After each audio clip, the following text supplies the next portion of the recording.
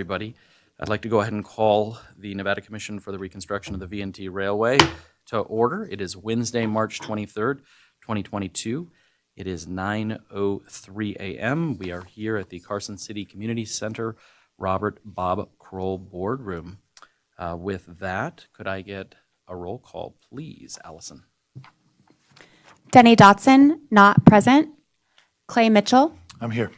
David Peterson. Present. Stephanie Hicks. Here. Jim Wells. Here. Wonderful. We have a quorum. With that, we'll move on to agenda item 3, Pledge of Allegiance. If I could get everybody to please stand. Allegiance to the flag of the United States of America and to the republic for which it stands, one nation, under God, indivisible.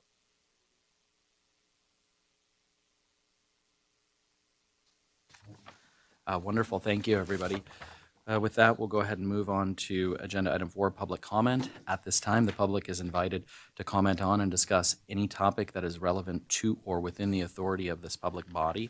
And I'll also mention that posted as late material last night and in the back of the room is an email from Ken Dorr regarding some recommendations on pavement resealing for the Eastgate parking lot in the approach road, and that's included under public comment as late material. So with that, is there anybody on the phone wishing to give public comment this morning? There are no callers on the line at this time. Great, thank you. And I don't see any public comment here in the room, so we'll go ahead and move on to agenda item 5 for possible action, approval of the minutes of the February 23rd, 2022 meeting. And I want to thank Clay for running that meeting last month. Appreciate that. Thank you so much. Good job. Does anybody have edits, comments on the minutes that were prepared? Go ahead. I just had I have one. a couple, David. Oh, okay. Go ahead, Mike. Sorry, go ahead. Under number 1, it says that all commissioners were present, and I don't believe that you were there at that meeting. Correct. You are correct. And then under number 9, in the first paragraph, second to last line, there's a repeat of the words "a contract" when talking about Gabe's contract. Yes, Mike, thank you. Noted. I think Stephanie was going to comment on that. So we're going to remove the second "a contract" in that first paragraph. And Mike, did you say you had one more change? No, I just had the 2. Okay, thank you, Mike. Any other edits from anybody? Okay, great. Well, I'd entertain a motion. I move to approve the minutes with the 2 changes noted. Thank you for that motion, Jim. Do I have a second? I second. Great. We have a motion and a second. Any further discussion? Seeing none, all those in favor, please say aye. Aye. Aye. Any opposed? Great. Motion carries unanimously. Thank you so much. Thank you for those 2 changes, Mike. We'll go ahead and move on to the consent agenda then. Items 6 and 7 for possible action. Item 6, discussion and possible action regarding approval of the V&T Statement of Accounts Payable Checks paid February 1st through the 28th, 2022. And agenda item 7 for possible action, discussion and possible action regarding approval of the adjusted V&T fiscal 21-22 budget report, period ending February 28th, 2022. Jim, do you want to add any commentary on these 2 items? No, I don't have anything to add today. Okay. Anybody want to pull anything? Any questions about these items? If not, entertain a motion on the consent agenda. Go. Yeah. I move to approve the consent agenda as published. Thank you for that motion, Stephanie. Do I have a second? Yeah, I'll second that motion. Thank you, Clay. So we have a motion and a second. Any further discussion? Seeing none, all those in favor say aye. Aye. Aye. Any opposed? Great. Motion carries unanimously. Thank you so much. All right. So we will go ahead and move on to agenda item number 9 for discussion only. Discussion of the tentative budget preparation for the fiscal 22-23 budget. So the budget committee, Jim, Clay, and Allison, I want to thank you guys for obviously working on this. You guys have put forward some tentative budget numbers for the review by the full commission. So with that, Jim, do you want to kind of take us through this initially? Sure. Okay, thank you, Jim. So what we did is, and there's one document that probably should have been provided along with this. We did a tentative train schedule for the the calendar year 22 and the first part of calendar year 23 schedule, kind of to figure out when we were going to run and what we thought that looked like. And basically it's not quite the same as it's been in the past, but I think there was, I can't remember the exact number of dates, but we're running on some Saturday and Sunday days, starting with the Mother's Day kickoff, and then kind of going into full gear at the end of May. Couple of specialty trains that are going to come in down, like the kind of like a wine train or something like that. There's an Oktoberfest event in there, and then I think there were 23 days of Polar Express. So that was 24 days of Polar Express. So that's kind of where the revenue piece comes from. We kind of plugged all that in. No increases to the existing ticket prices from what we had in the calendar year 2021. And so that's kind of where we came up with the $852,600, kind of in the middle of page 1 on the revenue side. We used 55% for the regular season trains. That is almost all steam train. I think there's diesel for Mother's Day, and that's about it. I think everything else was a steam engine train. I think in 2019, I think it was, we were at about 60% capacity. So we used 55. We were lower than that in 2021.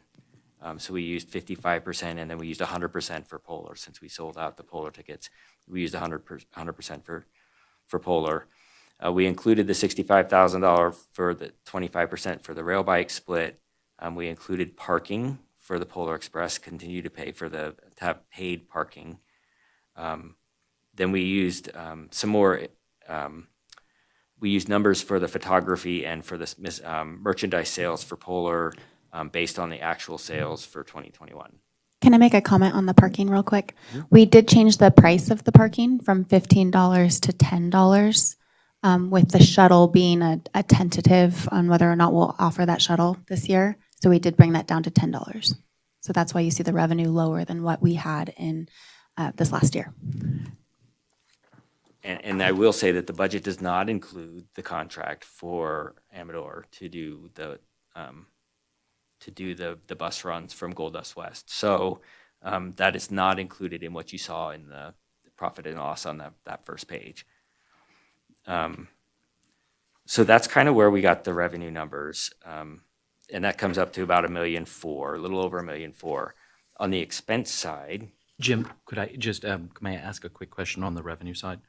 Before you go to expenses, the one that says Virginia Truckee RR lease, was that for the small amount of money that Tom was paying for the ability to sell the trinkets and T-shirts and all that during the regular trains, or not? I think it's for the actual retail shop itself. Okay, so should there be a number there, or? We haven't confirmed with him whether they will be moving forward with the retail shop this year, mainly due to us wanting to end at the end of general season. Gotcha. And not have the shop open during Christmas. Okay, no, that's okay. No, that helps me. Thank you. Thank you. yeah, and it was a relatively small number.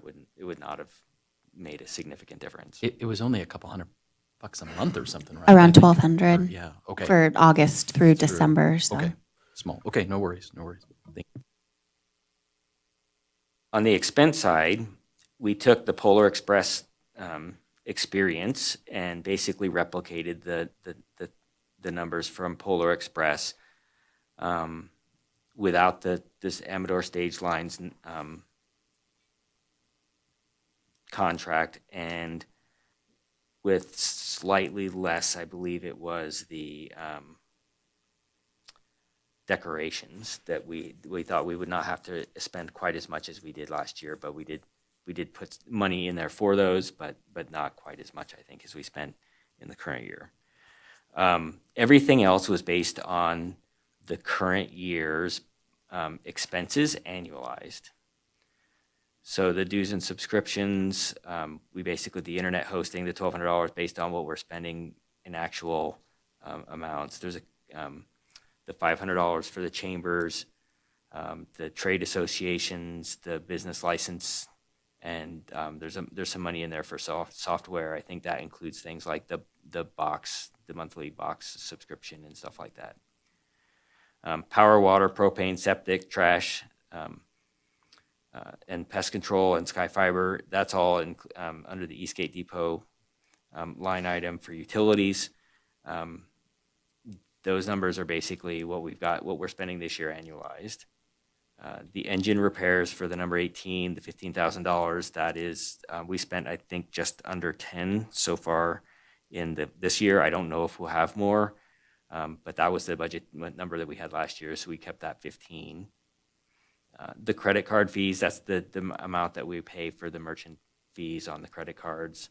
So that's the ticket sales that you saw in revenue or gross ticket sales, then they have the discount fees that we have to pay to collect the money. Jim, could I ask you one quick question about the utilities? Hmm? So you know how with our agreement with Freedom Rail and they pay half the cost, was that factored into these? No. No. So It this is would not. be like if we were just paying for everything ourselves? Correct. Yeah, okay. Thank you. And if you look at what we have gotten in revenue from the rail bikes this year, we're at about $40,000 as opposed to the $65,000 that's in the budget. So, we've got some money in there, and a lot of it's just going to depend on what kind of a summer we have. Like last year, we had a lot of the smoke that had to cancel some of the rail bike events. So we did come down. We had $125,000 in revenue for the rail bikes last year, or this year, the year that we're in, and we dropped that to 65. But that's inclusive of basically everything. That includes their reimbursements for utilities, track maintenance, all of it. And then that could come in higher, but based on what we're seeing this year, I'm not really comfortable going a lot higher until we start to see the revenue coming in. Thank you. No, that sounds good. Thank you. The track maintenance and is that $112,150. That's right out of Gabe's contract. It's a $112,150 contract for per year. The basic repairs and maintenance at the Eastgate Depot, that is a carryover from the current year, and it's not a lot of money to do some minor work, and we've had to do some work on. I think we've got some electrical work that we're doing. We had some problems with the restrooms. So it's good to have a little bit of money in there to do that. We did put in money for special events, for decorations, food and beverage, giveaways, and some miscellaneous, in addition to the Polar, so that these are what we would do during the regular season. So for things like Mother's Day, Father's Day, the special event trains. The professional services, the 53,070 at the bottom of that first page, those are basically all right out of the contracts that we have with the various vendors. And so there is the only one that we do not have a current contract for is the very last one, and that's based on what we spent in 2021, the $34,000 for the production services. And then is the one for the Polar North Pole setup? Is that we're Next still page. waiting? Oh, okay. That's Next the page. next page. That's Okay. at the top of the next page. If you looked at the invoice that we got from the B&T Railroad, it was quite a bit more than $40,000. Okay. And then he wrote it off because the contract was limited to $40,000. Okay. And I think part of that was the result of the way it was torn down and having to do a lot of work to reconstruct it. I don't know if that will replicate itself or not. Sure. I would hope that it was put away in a more structured fashion this year, that we would not have to run an extra like we had to. Like he would not have to incur those extra costs like he did last year. So I'm hoping that the $40,000 is sufficient for the North Pole setup. Part of the increase was a lot of missing items such as, extension cords and things like that that had to be rebought. In addition, we had a lot of wind that took down some buildings, the tree, things like that needed to be reconstructed. So the maintenance part of the North Pole construction was higher than anticipated.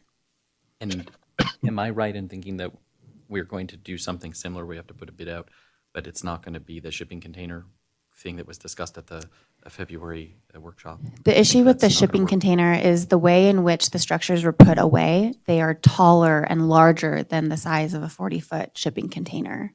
So they wouldn't actually fit into a container. Okay, thank you, thank you. The audit fees, that's again right out of the contract with Casey Nealon. The Polar Express royalties is based on our contract and ticket sales for Polar Express. The advertising and promotions, last year we had this flipped. We had 40,000 for the regular season and 75,000 for Polar. And we decided based on the fact that with very little marketing, we sold out. So we flipped that around to put more advertising into to getting people out for the regular season trains. The capital outlay, the $50,000 there that you see there, that's again a carryover from the current year. And then the meeting expenses for $250 is this year based on this year's expenses so far.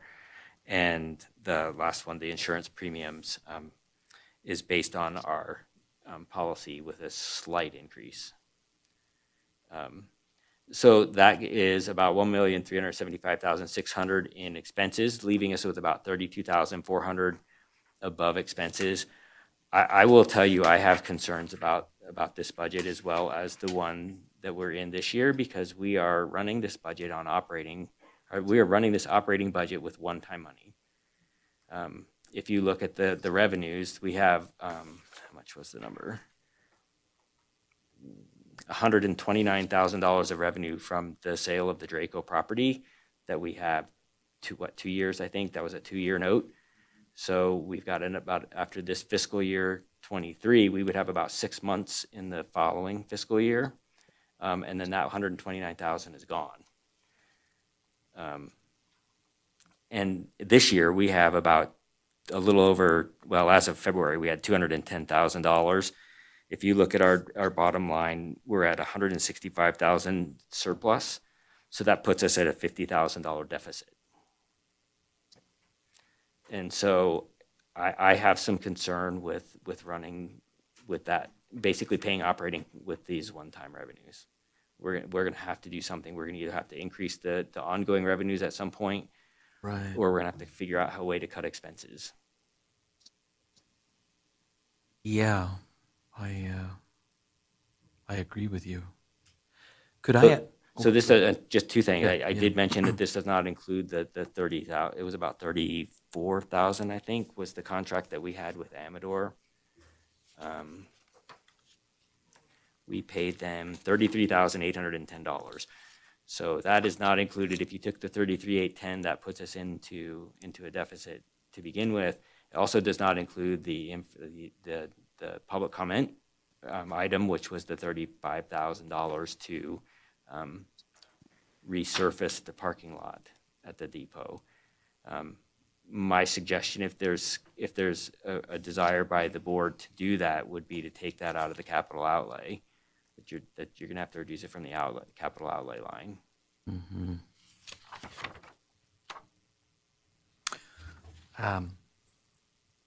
Can I just ask a question about the PEX? So with Tom purchasing the additional cars,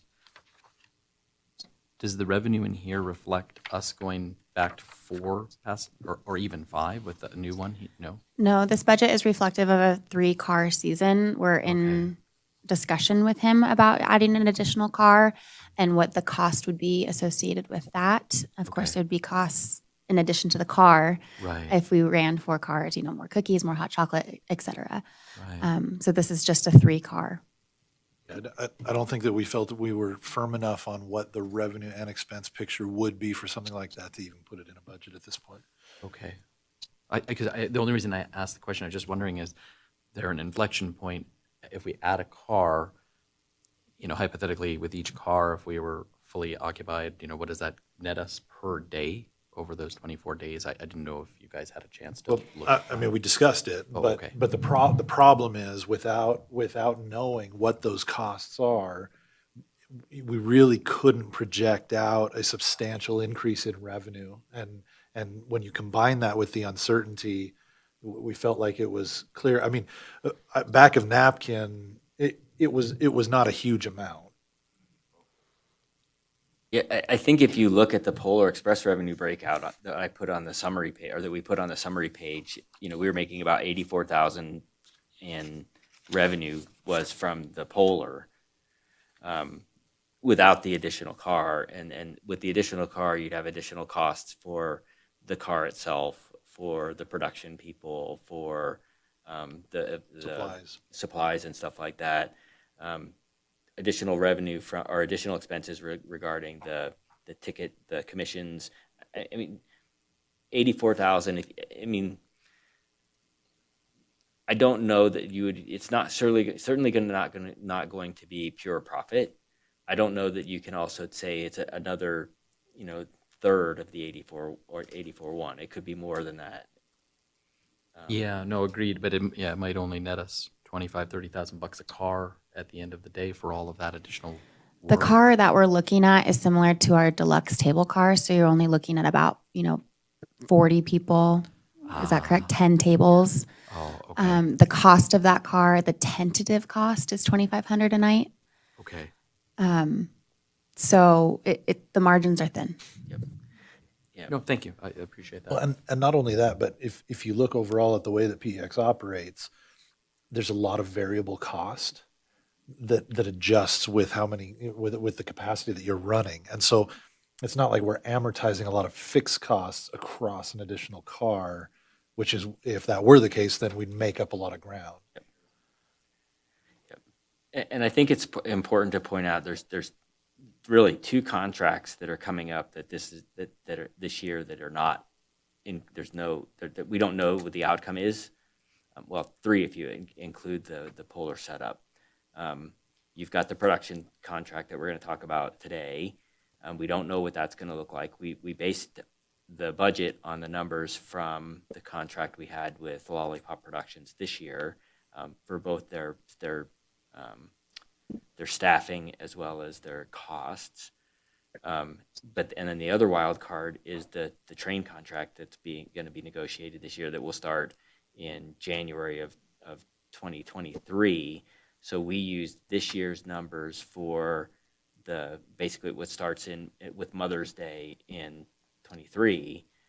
It's not likely that we don't know what that contract's going to look like. So we just used the existing numbers, but that contract obviously is going to change to what we don't know, but it's going to change. Thank you for clarifying, how you guys did. I was wondering about May and June. I figured we just went with what we know today, and then we'll adjust or augment, I guess, the budget next June, depending on what happens. Okay. Yeah, please. Yeah, go ahead. Ask away. I just had a couple questions about the parking lot surface ceiling. This is a very difficult construction season, so I'm just curious, Ken, if you've talked to a contractor about the actual costs and gotten an estimate from them. We're finding at the city, our engineer estimates for some of our projects, when they go out to bid, end up being double the cost. And so we can't, we're not moving forward on some of those because we budgeted a certain amount. So just concerned, similarly in this situation, that while we think it might be 35,000, it could come in a lot higher than that. And I know prices are changing. I mean, I think some contractors are only giving prices guarantee for 2 weeks because things are just so fluid right now. And it just makes me wonder, in this environment, if we could just hold off one more year, particularly looking at what our bottom line is on our budget.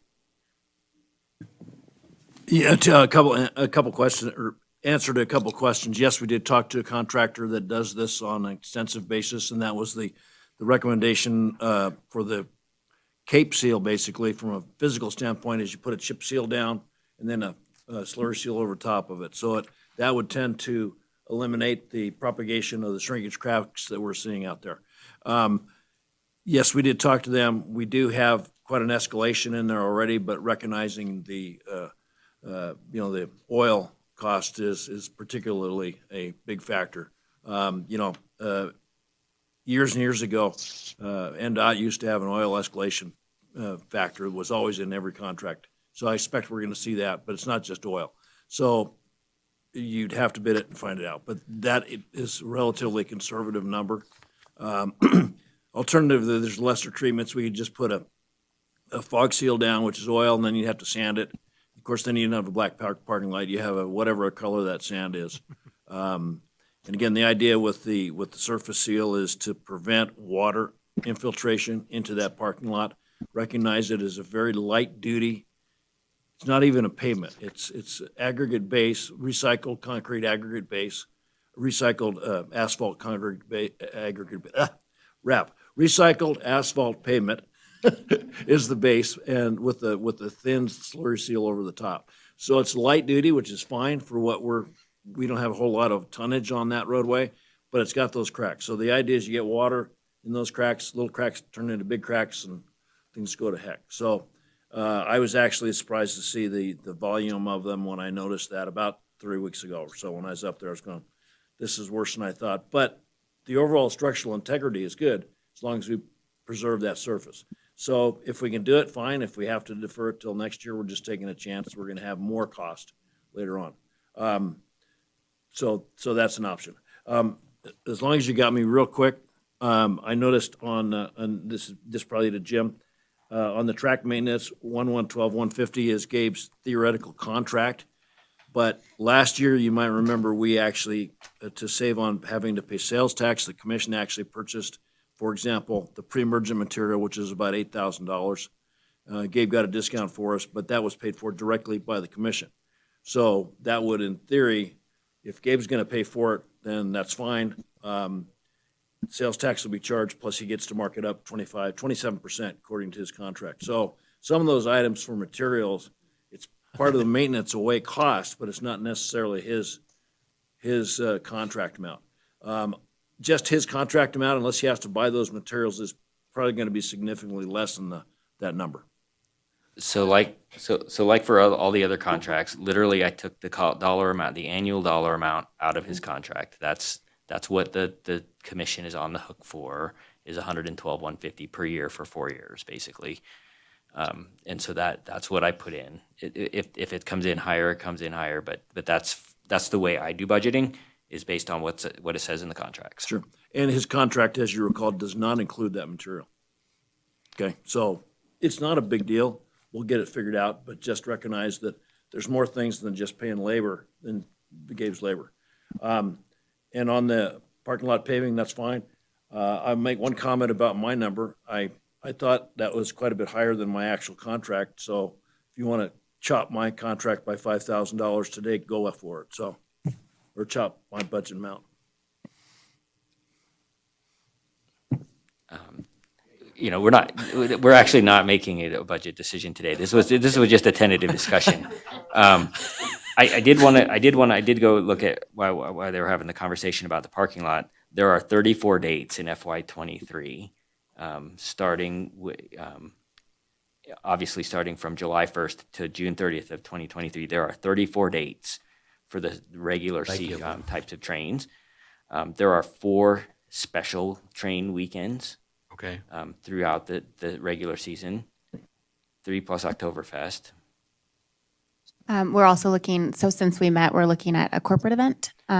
This does not include any Correct, new things which might that we are replace looking one of at. our special event dates. So we have a flux of the special event dates.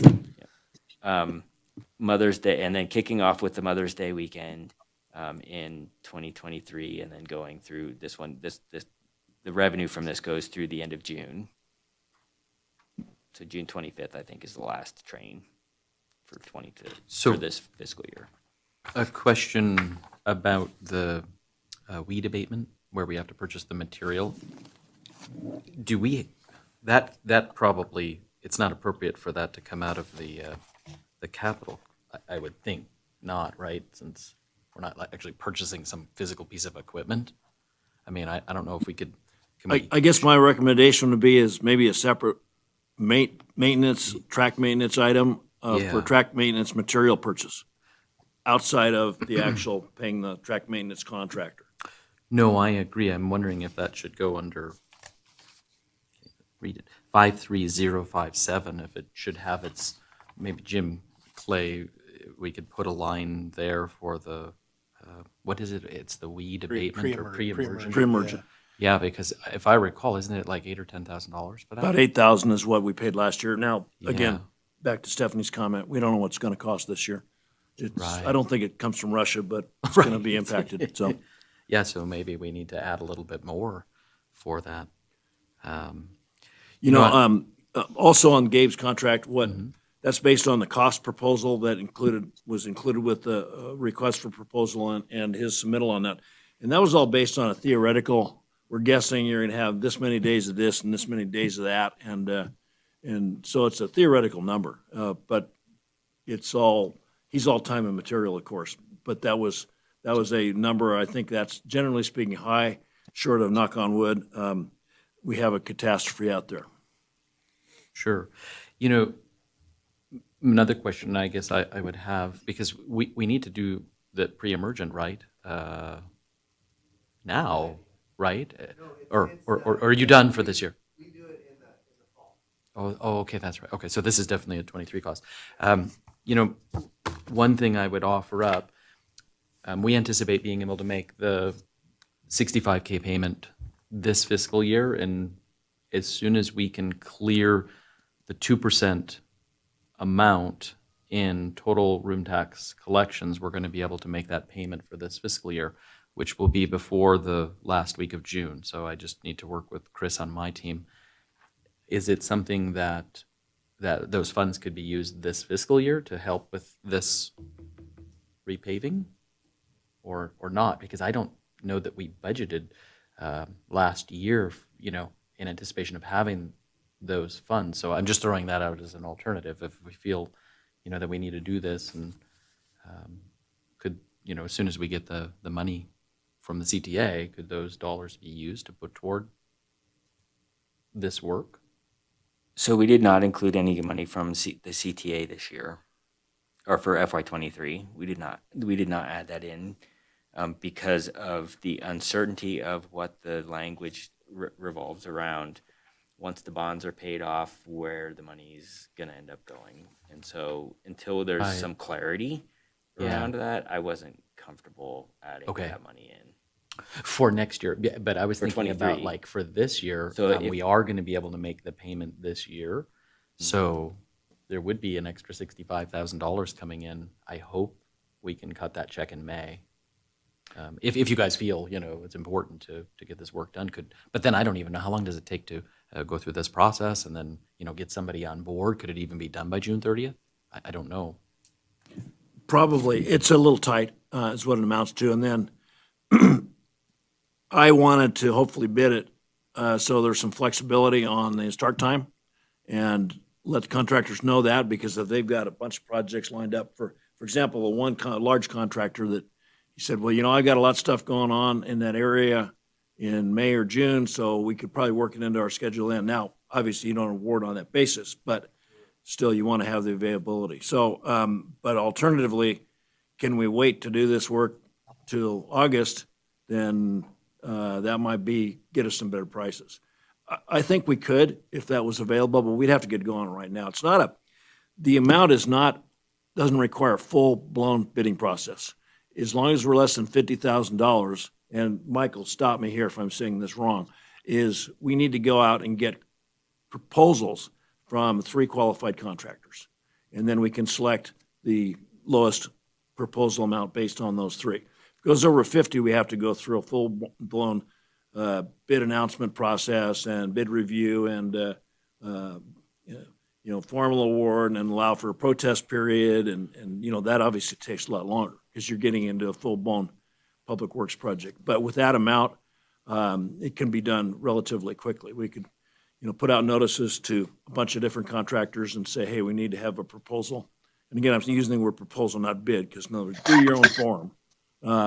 Give us that amount, and do that under a short period. So it's possible, but we'd have to get on it right now, so. Okay, thank you, Ken. Appreciate that information. Any questions for Clay or Jim, or you guys have anything you want to bring up as far as the construct and what you all went through? I mean, I have a couple things to bring up, but they're not really in here. The first thing, I just want to thank Jim for doing the heavy lifting on this. Definitely not my forte, and so I appreciate him shouldering that and getting us to a workable proposal here, workable starting point. So a couple of things in my mind. One of them is I have a little hesitation about cutting the shuttle completely from Polar. I'm not advocating for doing it the way we did it this last year, but I'm just concerned about that substantial a change. We are, as Allison pointed out, we are reducing the parking cost. But, you know, in my mind, one thought is something that's pared way down, but still has a potential to cover if we need some off-site parking or something. I'm not familiar enough, and you can certainly tell me if this is off base, but my concern is we're not able to accommodate the number of cars that we need with the space that we have there on site. And we have no plan in place for how to get overflow to the depot. So that was just a thought that's in my mind. I don't know if it's reasonable even. It might not be a concern. There were two other things that were on my mind, and they kind of came as they came out of an after the meeting conversation that Jim and I had, and I think some of them might be just directional things that we can handle within the budget structure that's here, but one of them would not be. And I wouldn't even bring it up now, except the way that the fiscal year works and the way that our season works, if we don't put something into our budget for this fiscal year, that's a substantial expense, we will not be in a position to then implement it for next season. Does that make sense? If we wait till the next fiscal year, it's too late to start for the next regular season run. Does that make sense? So basically, if there's something that we want to make a substantial change for the 2023 season, we've got to reflect it now, because that will allow us to prepare to then run into that season. So the thing that the conversation that happened, and I know this is not a decision-making meeting, but I just thought I'd share some of these thoughts. One of the things that I've been struggling with a little bit is that it is getting my marketing brain working towards a direction that we can go to improve performance on our regular season trains. And if I'm being fully honest with myself, it's because I'm not in love with the product. And what I mean by that is the experience of taking an 1.5-hour train ride up to Virginia City and spending 3 hours in Virginia City, and then having an 1.5-hour train ride back over the same track feels not exciting. 1.5-hour train ride feels exciting. After spending 3 hours walking around at 6,000 feet in elevation with the hot sun beating down on you, to go back over the same track for another 1.5 hours feels to me like an impediment to me getting back to my air-conditioned car. It doesn't feel like a great experience. For some people, I'm sure it is. I'm sure they love that. The more time on the train, the better. And so there are two thoughts that came up. Number one was, how do we improve the experience of the train ride itself so that potentially each leg of the trip has unique characteristics or different experiences that gives you something to look forward to on the ride back down? And one of the ideas Jim and I were spitballing was, what if we were to put together a self-paced or self-guided audio tour where you either go onto a website or eventually maybe an app that we create, and you can trigger, as you hit certain points along the track, different historical information or points of interest. potentially with one set of those going up and a different one coming back down. So you have different content, but it's not centralized where the conductor's having to come up with a different spiel, but you can do it as much or as little as you want at your own pace as you're going. So it's just an example, but the idea, the broader concept was, what do we do to improve the actual experience of riding that train, especially working with the unique characteristics of the location of the train and the history of the train. The other one that's been in my mind is, and this is the one that's a little more time sensitive, because I believe that that first concept could be rolled in under our marketing budget. I don't think it necessarily needs to be an additional line item expense. We could literally just instruct our operations team to allocate a certain percentage of that to a customer experience improvements as opposed to advertising. And that could be something that we build year over year. So maybe the first year it's fairly modest, and then it kind of goes from there. The other piece is the one that I'm a little more worried about, and that is if the timing on the budgeting on it. And I've thought that if we had a shuttle option, a small shuttle option that we controlled, whether we owned it or we contracted for it, I don't really have a preference. But to have an option for people, especially those with young kids or whatever their situation may be, to get back down at the end of the day to their car, I believe that, number one, it would open up our product to a group of people that may now be hesitant to do it based on the schedule and the time commitment. And number two, I think that it adds an element for us in a flexibility in structuring that we don't currently have. And what I mean by that is that same shuttle could be used to grab a group from a hotel and bring them to the station, and then at the end of the day take them back. Or it adds an element to the train experience that we currently don't have, and opens up a ton of opportunities for ways to use the train as a centerpiece of an experience that currently is not available. So I don't know what that looks like. I've kind of gone back and forth. It costs money any way you do it, whether there are difficulties and downsides to us owning a vehicle, because then we have to drive the vehicle, right? And that becomes a big deal. There's a lot to that. But we have very so anyway, this is what's been on my mind as I'm looking at. I understand that the longer we put off pavement repairs, the more potential degradation there is to the bed underneath, and that potentially escalates the cost substantially. We don't have a huge difference between our revenue and our expenses that we could, using proper budgeting, allocate to something. But I figured it was at least worth a conversation at this point, because, again, not talking about changing anything for this season, but if we're going to do something next season, it would have to be put in place in this fiscal year. So I want to throw one or two other thoughts just quickly.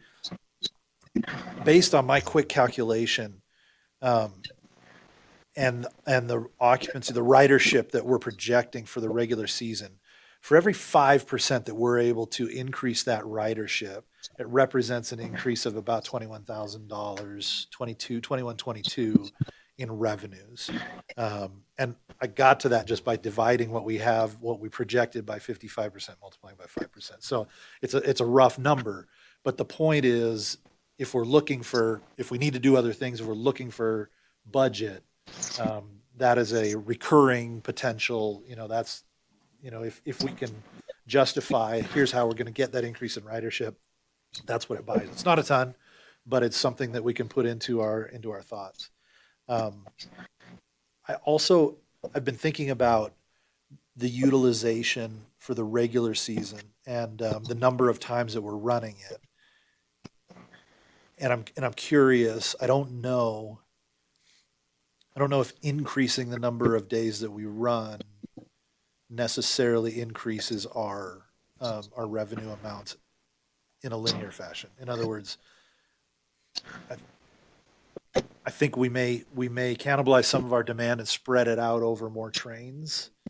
I'm struggling a little bit with this because usually when you have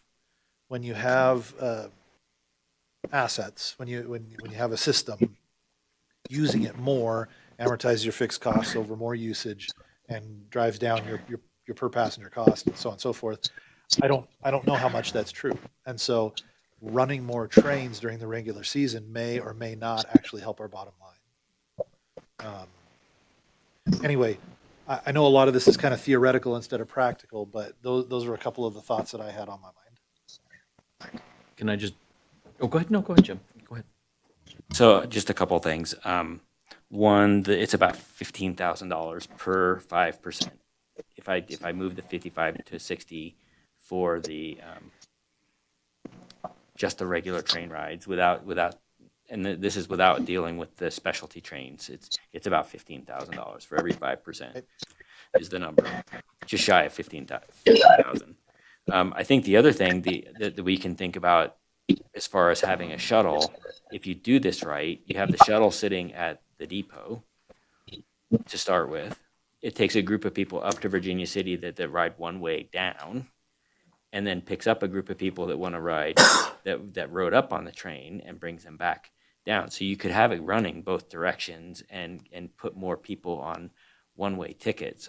So I think there's a lot of validity to having a shuttle that we can operate, and you're talking about those 34 dates. I don't know that I would be comfortable owning a vehicle and hiring the driver, but if we could find someone, find a company that would be willing to do that, I think that and I don't know what the demand would be, and I don't know how we would price it, because it certainly wouldn't be built into the one-way ticket price that we have now, but I think that there's definitely some viability into doing that as far as but making it go both directions. So you're putting people on the trains both directions. Well, and deadheads and deadheads, at the end of the day, it opens up some utilization that we're not currently getting. It also has the potential to introduce a level of complexity from a ticketing perspective that we may not want to deal with. And I think, Jim, you mentioned, it may be something that if we can get the extra usage and ridership out of it, we don't have to necessarily charge separately for it. In other words, we standardize to the round trip. You can come back on the train or you can come back on the shuttle, but you're paying the round trip price, and it becomes part of the cost to operate the system,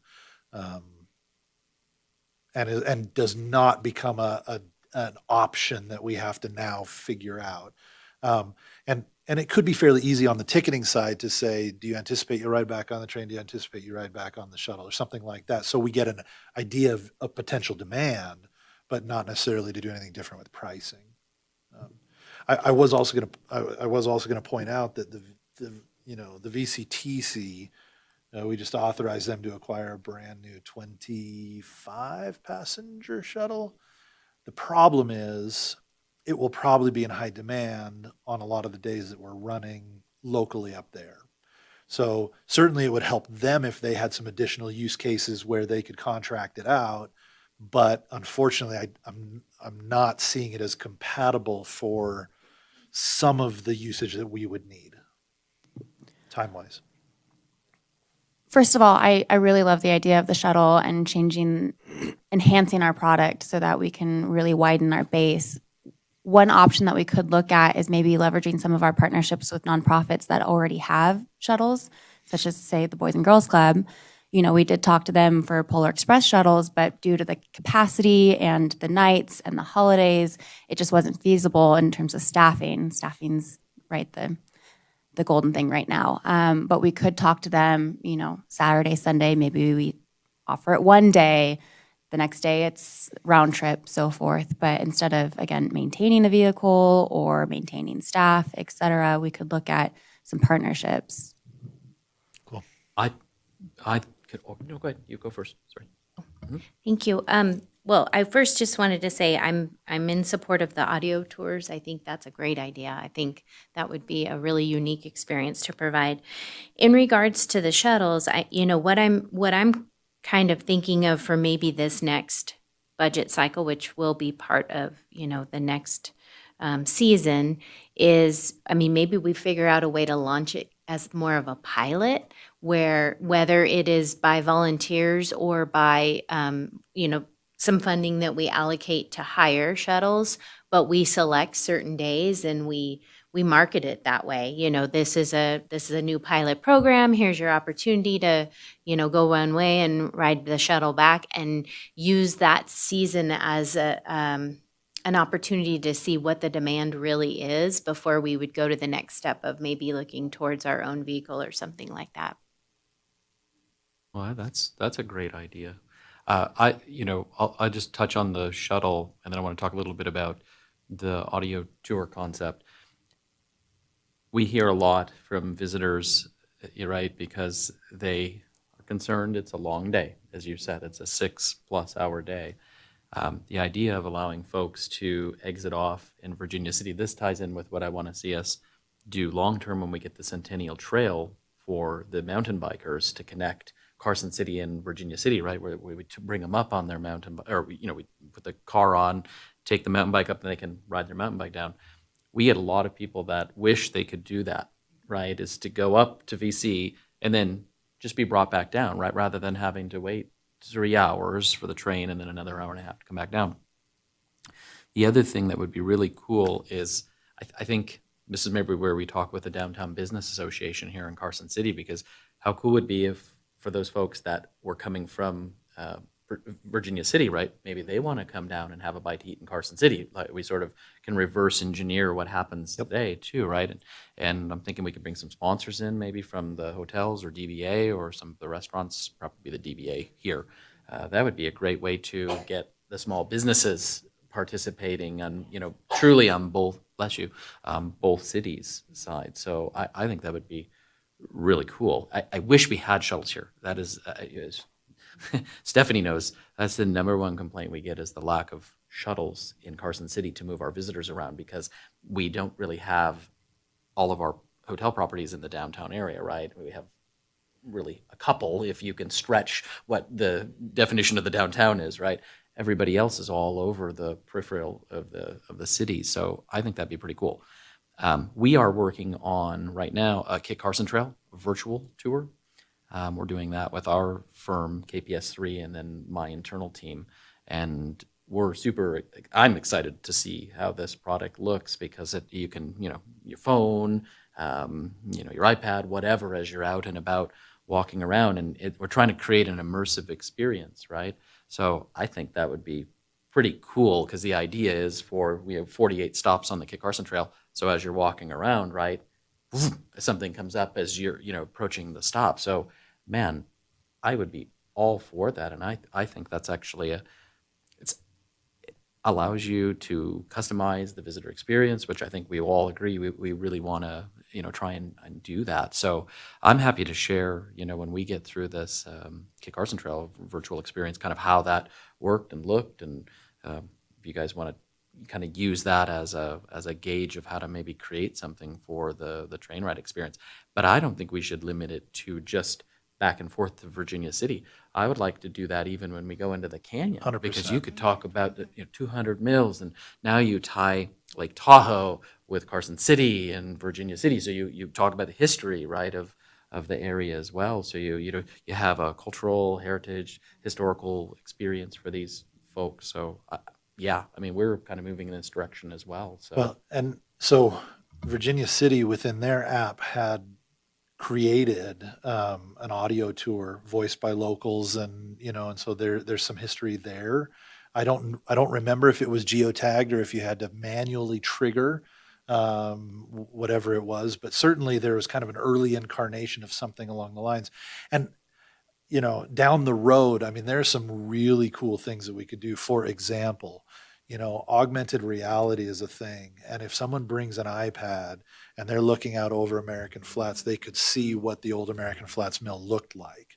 They could, or even, we could partner with Comstock Mining, who has all the mining records, and you could go down and you could see where the stopes were underneath that you're driving right over. I mean, there's some really cool stuff that could be done. There's some really simple stuff that I think we could do right off the bat. For example, like a scavenger hunt for kids, where they're looking for stuff along the train. A one sheeter, right, with some crayons, some Denny's crayons or whatever, and as they're going, and some things we know are there, and other things the horses they may or may not see, but they're looking for them. And I even thought, this is where my marketing brain kicked in, and I go, we hide a Grinch somewhere along the tracks, and that's one of the things they're looking for, and we are priming them to buy their Polar tickets, right? Or something along those lines. We're advertising a return experience that's going to bring them back. That's part of their activity while they're riding the train. There's a whole lot that can be done. Some of it's very simple, it just takes a little setup. Other, the technological piece. There are some concerns about the technological piece. I'm thinking about it. We might want to look at adding some hotspots to the train when we're running, because reception may be rough. And so That's exactly what I was about to say is the biggest hurdle we're going to have is the cell service. So you are looking at some sort of app that you have to download beforehand. So yeah, could be, but we can. I mean, there are hotspots that are multi-carrier, and they automatically switch back and forth. So you have a SIM card for each of the major carriers, and that's going to get you the best of what's available. Is it 100%? No, it's not 100%. But so that's something we'd want to look at and say, anyway. So just there's a lot we can do there. Now here's the catch, Stephanie, with doing it as a pilot, is that we'll be in the same position a year from now without any data on how successful it was. In other words, a year from now, we would have to be deciding whether to ramp it up or not before we've actually run the pilot. Not saying not to do it, because a limited scope makes a lot of sense when we're trying something new. Ken wanted to add Clay, something. I think that's a really good idea, because there's a certain narrative on the train now, and a lot of pieces are missed. And again, I apologize for my brain not working, but I believe it was the former director of the Nevada State Railroad Museum put out a book, and Tom's got it for sale at the books at the depot when it's up there. And he has done this is 5, 6, 8 years ago, and did a discussion of what happened along the railroad track tied to the original milepost, which started at 0 in Reno. But that would be easy for us to put historic mileposts up there again. But there's a lot of details say this is what happened here. And most of those items aren't really touched on during the narrative when the train goes up there. And if you're a historical fan, pretty neat stuff. And that'd be easy to get and go through that and include that discussion, and then tie it to a physical location on the track. Again, we'd have to maybe change milepost format, but that's easy to do too. So Well, yeah, and then we could just have the beacons on the mileposts. So there's your geotag or geolocate as you go by. That prompts the app or the audio tour or whatever the case may be. They could be integrated into the new milepost. Jeez. How do you guys? I thought you guys were talking about the budget. Now we got a whole entire new marketing plan. Look at these fiscal guys getting into marketing. I love it. This is great. I can drive people. I can do it. I mean, I'll do it with my eyes closed, but okay. No, I like the AR VR experience. Maybe that's something that we as the CTA, VCTC could partner on, because that is a direct benefit from a regional visitor perspective, a benefit to our shared visitor experience, right? So I'd be open to throwing some money behind that from the CTA's perspective, and I think maybe on the VCTC side, we could collaborate on something like that. Are any of these things that fall into the wheelhouse or directly into the purview of state tourism grants? Yes. Yes. They do. You are absolutely correct from a marketing perspective, and I'm meeting later this afternoon with Anton to talk about the situation with our organization relative to the marketing grant program. So without getting into all the specifics about business licenses and all of that stuff, they do fit into the marketing grant program. Okay. Absolutely. Well, and even if, Yes. if it's something with some enduring value, for the region, then, Yeah. potentially one of the other organizations could spearhead or a collaboration of an Wow. organization, if that's a sticking point for us being.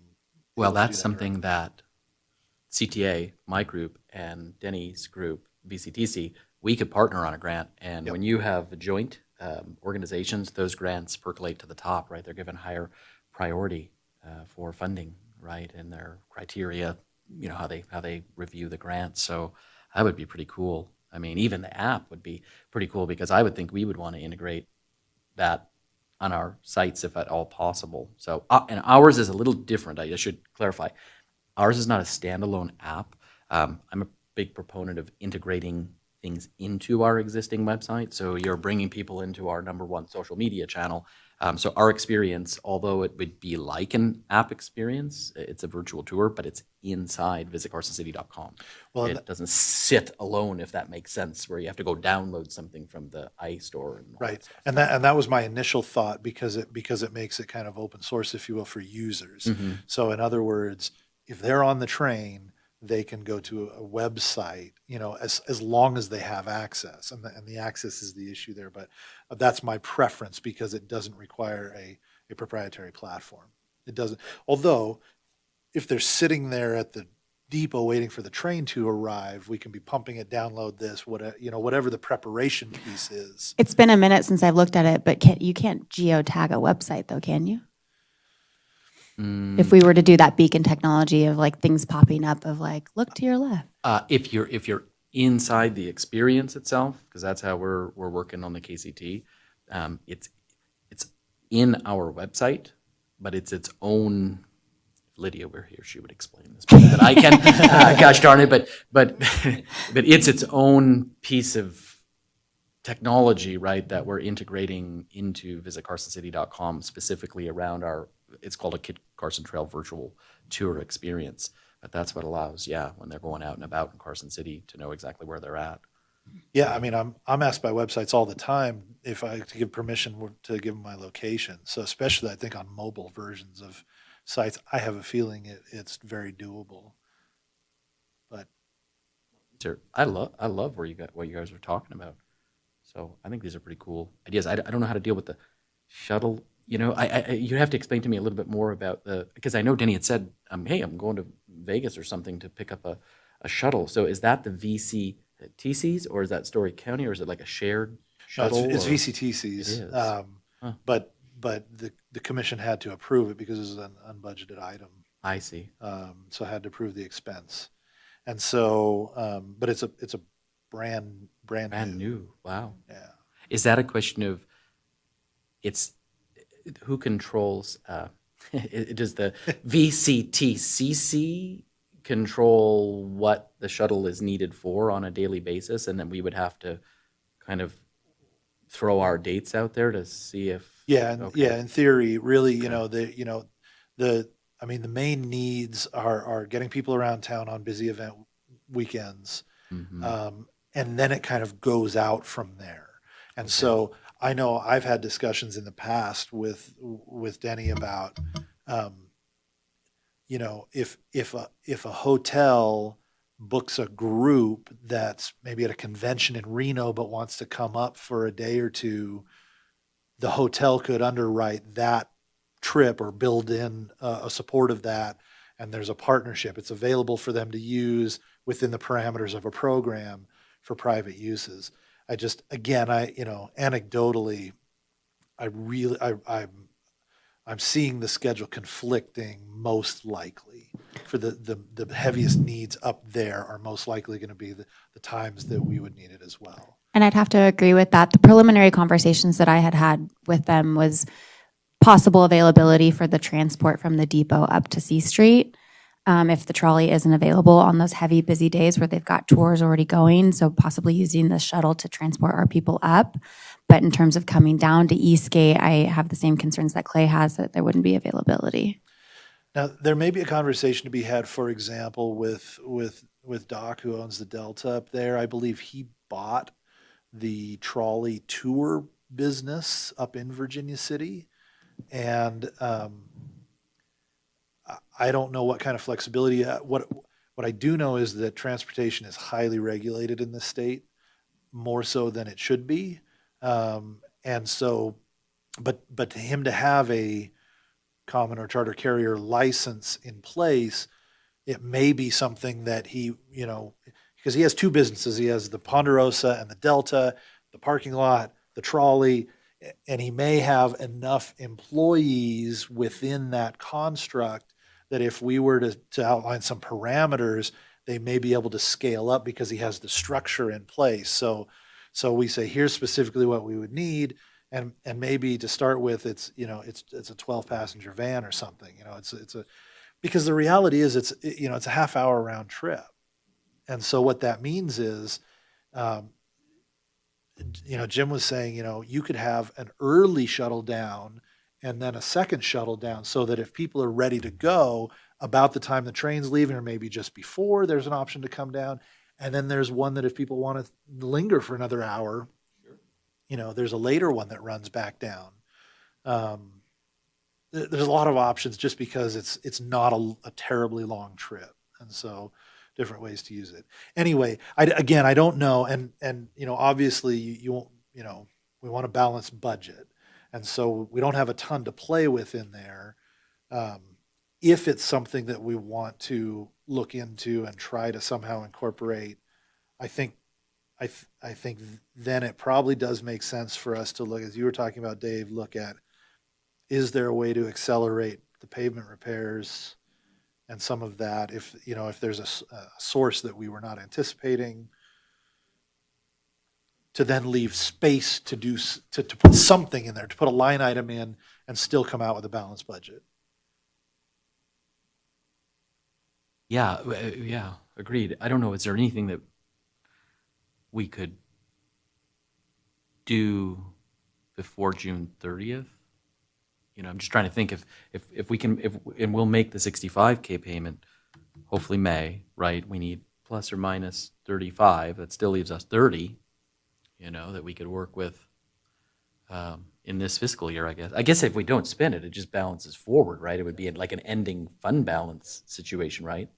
So go ahead. Yeah, Tim. so that was what I was going to say. Is what we don't spend this year, our ending fund balance basically becomes available for us to spend, next year. But again, at one-time money, one of the things that we could look at to try and doing a pilot is pick some dates like in the September-October timeframe, find a way to do this. That gives us time to find somebody who can do it, and then we can put the dates, those select dates, on the website, and then we can gauge demand for the full 23 season based on that September, October-ish date range. Well, and if it's a very limited pilot, we might be able to use an entity that wouldn't normally do it on an ongoing basis. So I'm thinking of, the senior center does some transport up there, and I believe that the VFW donated a 12 passenger to them.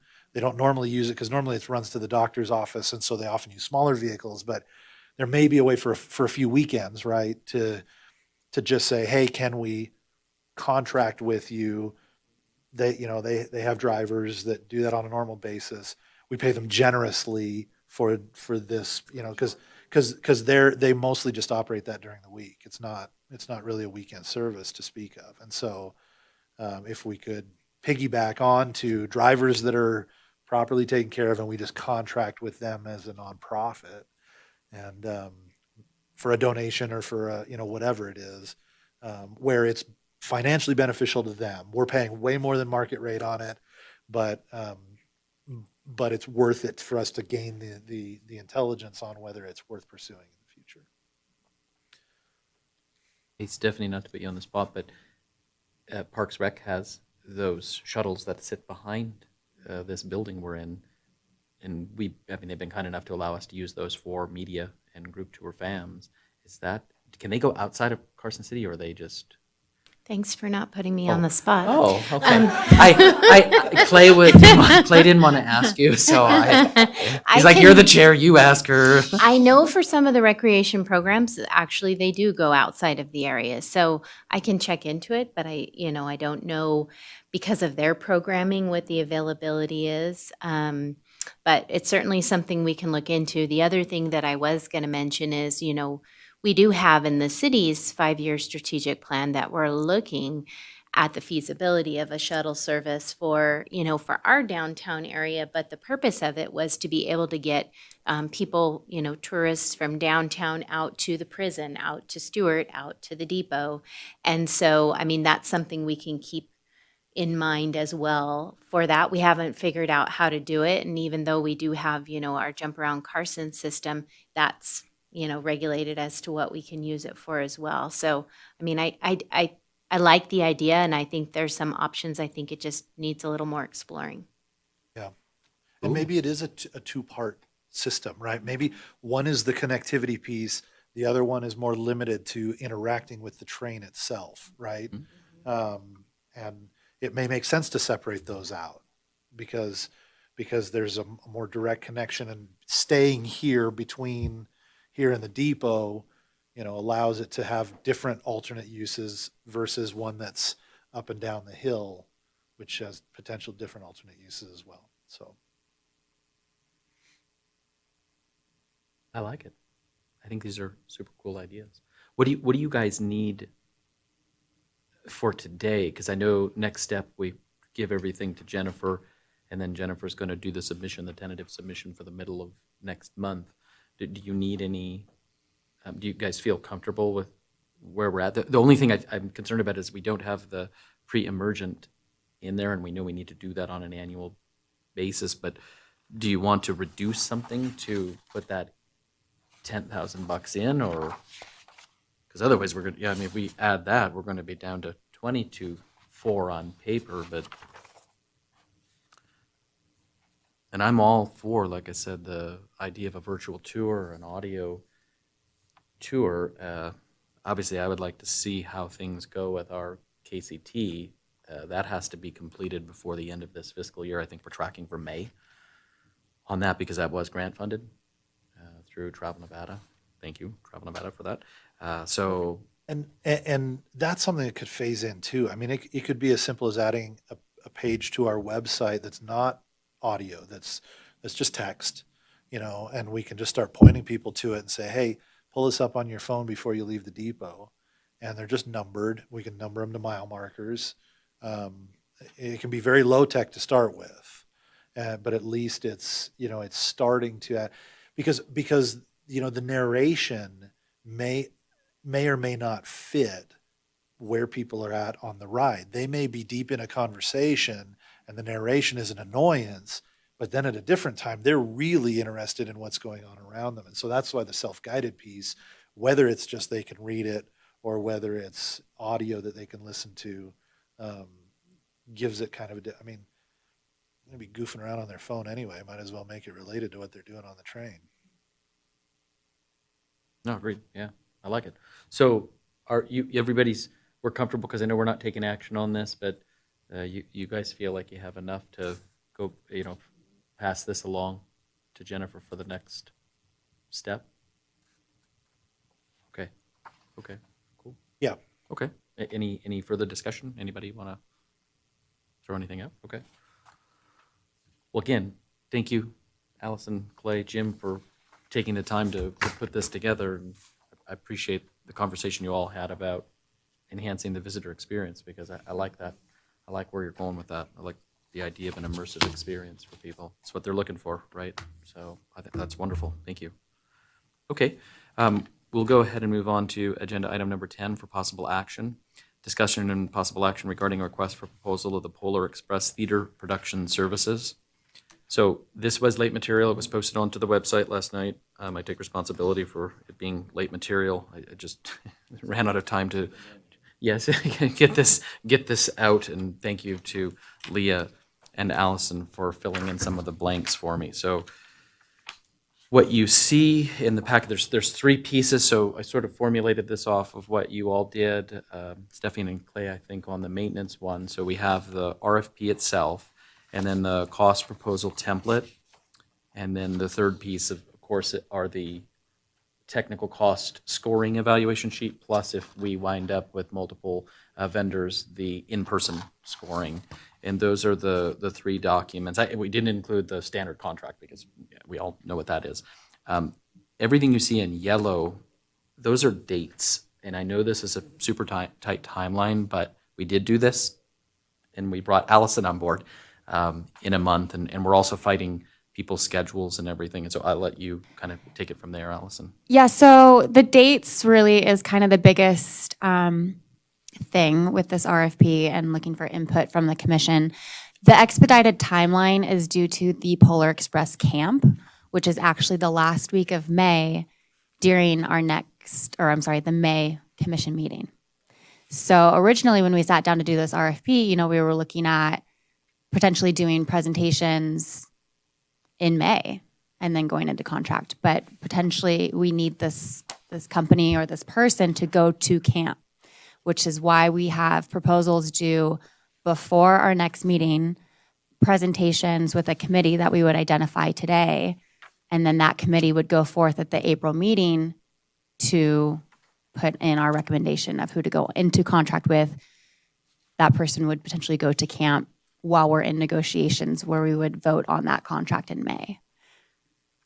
Limited background of why we have an expedited timeline. I did take the operations timeline and kind of mirrored it with this RFP. And I am the contact because David is also traveling during that time. So, in terms of questions and things like that, that's why you have my name there. Yeah, so Allison, basically needs to handle this due to me being out of country, actually, on behalf of Reno Tahoe territory in April, and I have another obligation too to my son. So, but my plan is to be back for the 20th, so I'm happy to still be a part of reviewing, one of the two of us with Allison. I would like to recommend, that Allison, I think, or Leah are both definitely need to be a part of this because they lived this whole experience, right, night after night. So, but I'm able to make it work to where I can participate in both the review and the 20th. Right, so we're looking at essentially two things from the commission today. The first is reviewing of the actual RFP itself, the content of it, et cetera, scope of work. The second is identifying, is there another commissioner that would be willing to sit on this panel to do interviews, and are you available on the 20th to do said interviews?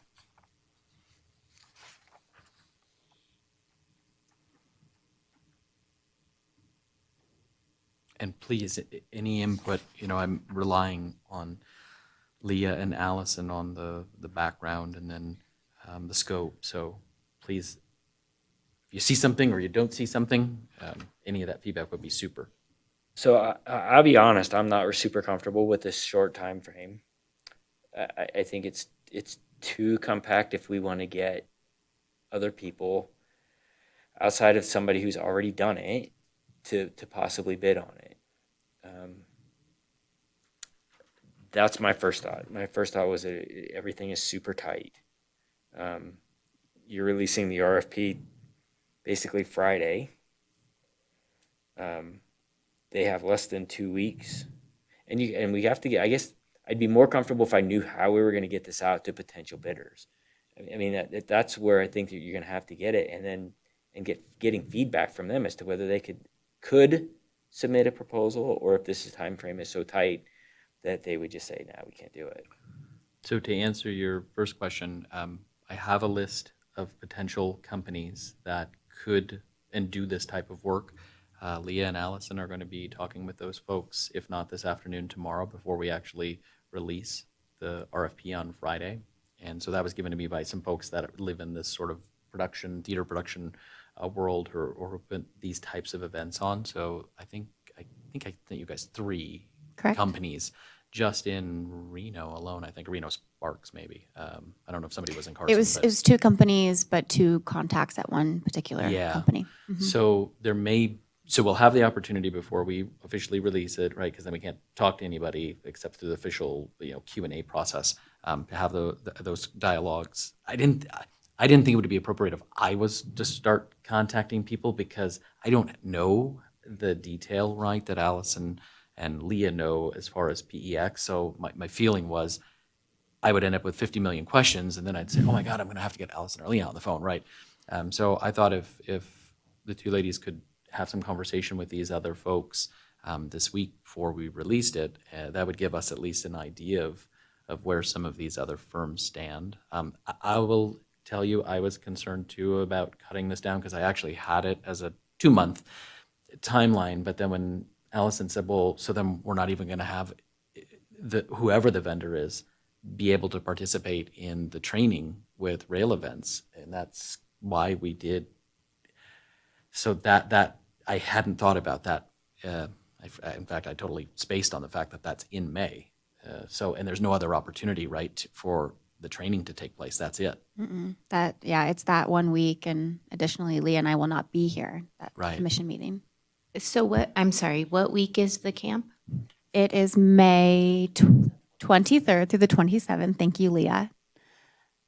In Durango. Right? Is that right? In Durango. We stay overnight and essentially go through, it's a conference of classes, everything from ticketing to production to decor, retail, all of it. So if potentially it was a different vendor, they would need to be They'd there. have to be there. Yeah, because it's a requirement of the rail events group. So there's nothing that precludes us from moving our meeting dates. Sure. Yeah, we could bounce. We them. have to consider the budget in the May timeframe, but there's nothing that says we can't move dates. I don't know what's on the April agenda that would be so necessary that we have a meeting on April 27th. I don't think there is. We don't have any contracts coming forward, so maybe not skip, but well. So what I'm thinking here is combining April and May into a mid-May meeting. That way we've got Allison doesn't have to worry about missing a meeting. She with going to the camp. Yeah. We could extend this time frame a little bit. Sure. And it'll be a lot for a May meeting. Don't get me wrong, but I think I would be more comfortable doing that than having this short of a time frame. And then I would just ask, though, then that the budget hearing, we just hold that still for the time frame that we still do that at the end of the month, because it would give us the opportunity to have another dialogue at that then kind of joint May meeting before we finalize everything, right? If everybody be open to that, I think that's a win-win then. for Yeah, us. well, isn't the time frame for that budget hearing, it has to be in late May? Last 11 days. So yeah. the challenge there is, even if we were to pop it up just so that they don't miss it, it's so close for someone coming on to make travel plans, and you know what I mean? It's a little wonky there, and so, but an early May meeting, earlier-ish May meeting to handle the business, and then a later May for the budget hearing may get us what we need. That was Allison, what you're both pointing exactly what I was going to say. So.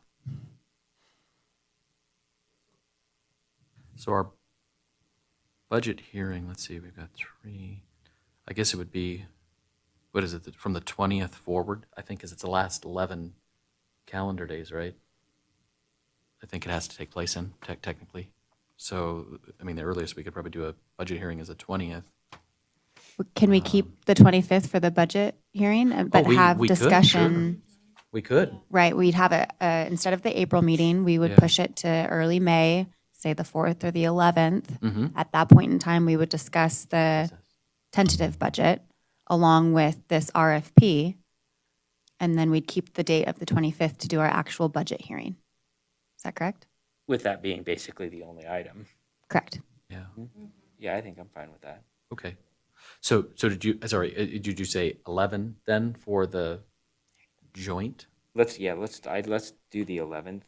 Okay, so May 11th.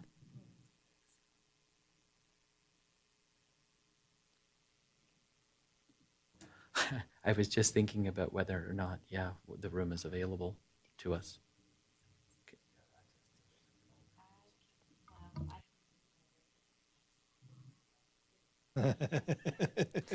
We do need to check the calendar for the room. Stephanie's gonna, yeah, see what she Oh, can is that what she's see, checking? Yeah, to see. as Well, and far as- nothing says it has to be in this room either. Yeah, true. I mean, there's other places that we Yep. could have the meeting if we absolutely had to. So we could just do 9, yeah, maybe. Just keep it at a 9 o'clock to not get into the afternoon, evening stuff for the other. Okay. So do we shift everything by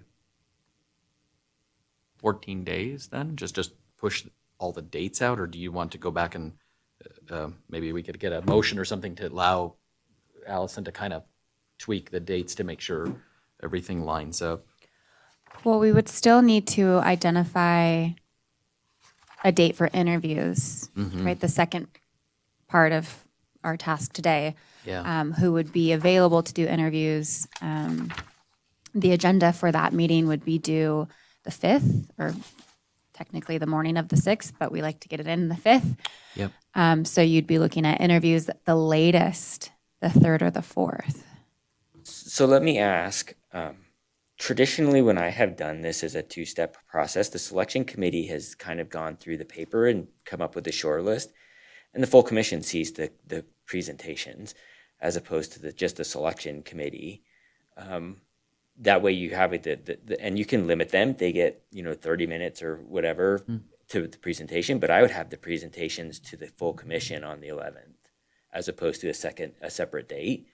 The selection committee would then take the written responses, create the short list, and then the short list would actually be invited to the May 11th commission meeting for presentations. So David and I had discussed this. The part that we were hung up on was the actual scoring part, essentially, because you have 2 commissioners that are scoring the written, but then you have, I believe it's 100 or 200 points for the actual Right. presentation. Who scores that? So we've done this before. So the selection committee does the paper submission, and the full commission will take the scoring sheet for the presentations. The 5 commissioners would be the scorers for the presentation. Would it just, okay, so it wouldn't be a cumulative then, it would just be a reset. So the first 2 of us plus Allison, Yep.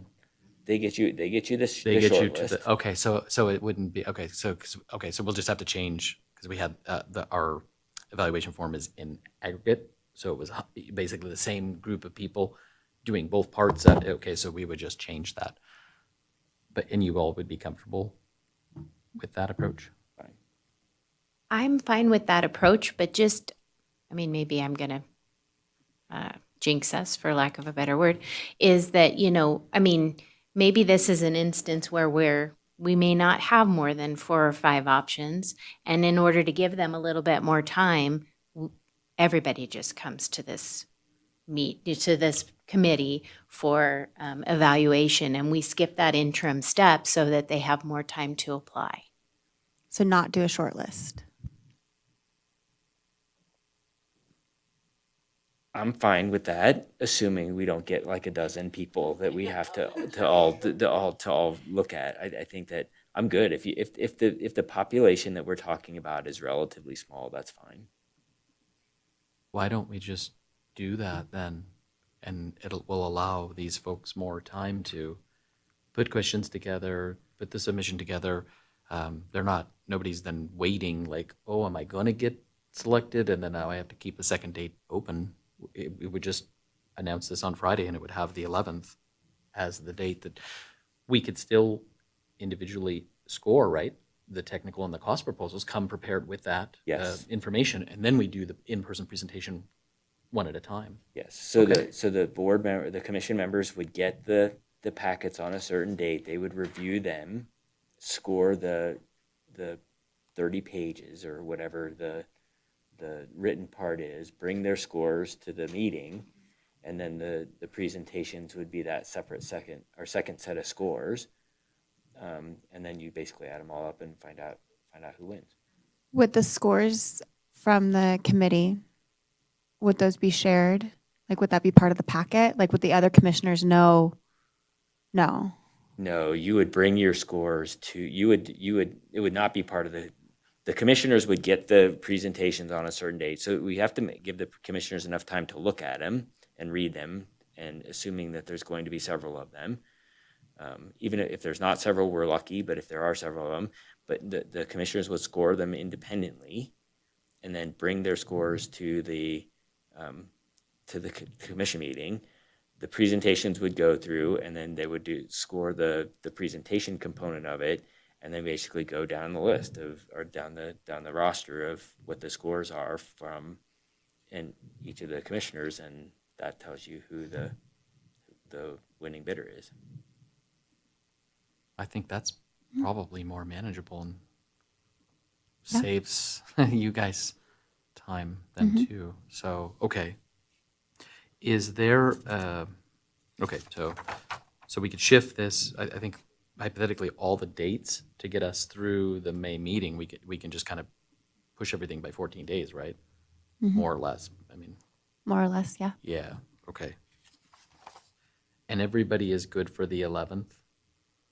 If we can, wherever we decide to meet, but we can maybe just do a meeting in the morning.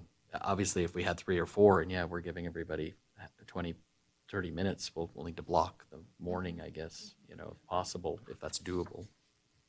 Okay.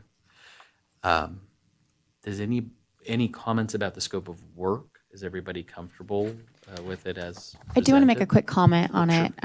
So the way that we broke this down is really you've kind of have all these different facets of production. You've got the actual, producing of the theater event, the onboard experience, handing out of the things, managing the cast, so forth. You've got the actual hiring of the cast, soliciting of the cast, managing their schedules, that piece of it. You have the costuming, making sure everyone has the right costumes and so forth. This was all included under this kind of scope previously. The one piece, though, that we put as optional was sound. So bidders may include, cost and, scope to include sound, but it's not required of them to include sound. So on the cost, proposal, it's kind of a swing. So that's going to get me into some technical comments that I have regarding the document. And so there's a few typos that we need to catch. Theater spelled ER and RE. And then the first, really a number In America. I mean, well, I don't care, but it's just one or the other. And in the Dave's first, half British or what? Playing not pointing both fingers. sides of the Atlantic against one another. Broaden the pool. in section 1, in the very first section, there's an extra R in theater. But let's talk specifically about number 2, the background information. One of the things that I would like to see is like a 2.1, 2.2 that define this railway operations team and the train operations team, because it's later referred to, I think, as the depot operations team in 4.1.4. If I don't know if those are 3 different people, I think they either 2 different people, I believe. I believe you're talking about Allison as the management group and Tom. and V&T Railroad, Tom Gray as the train. But you Yeah. you enter this 4.1.4, you add this depot group. What I would do in 2 is have a 2.1 and a 2.2 that defines who those are. Okay. So, Jim, like V&T Railway Operations Team, and then put the names Yes. and then train operations team. Atypical Tom. Consulting, Allison Okay. Bolton is the contact. Yep, okay. Then 2.2 would be the Railway Operations RR. Team, which is the V&T Railroad Commission. Tom Gray, Gray. is the contact. Mhm. And I think that kind of then that kind of ties into the whole sound thing because Yeah. now you know that you're working with who you're working with. Yep. As far as whether you're comfortable doing a bid for the sound or not. Not. No, that's excellent. Do you have a preference on theater? Do you like the ER? I do not care. Oh, okay. I just like You just want it to be consistency. consistent. He's He was Allison. getting into character. He's nitpicky on this, isn't he? Yeah, no, we will fix all of those. The other thing that I had in this is under section 5, we're looking at one that goes through December 31st of 2026. I believe that our rail events agreement does not go that far. Doesn't.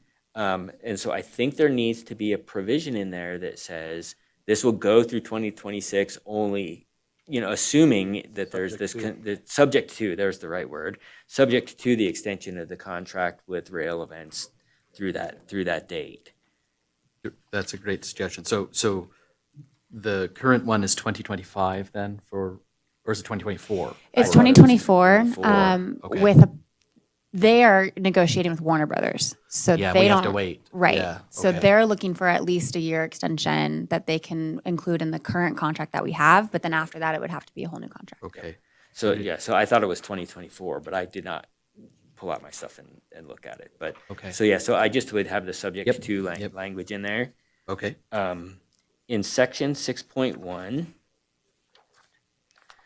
and 6. It has a copy of the request, then it has at the address below, which is then goes to Allison in section 6.2. That was my fault. We changed all the So contact. is it all supposed to go to Dave? Is it all supposed to go to Allison? Me. There just needs to be clarity, I think, Yeah. in there. Let's if we could, let's just have everything go to Allison, especially now we're changing dates, which brings in some other time that I'm out into play by extending this out. So I would prefer to have everything go to Allison. Yes. That's fine. Okay. That's fine. There's just some. If you're okay with that. Allison, yeah. Yeah, I okay. just missed. Okay. I think that was the plan. I just missed 6.1. I We believe, take 10% unless I missed off, somewhere else. 10% off the bill for this month. So it's saving us money, Jim. Keep going. Keep going. Well then, if that's the case, I was going to say maybe we get our board retreat to Aruba in the next year's budget.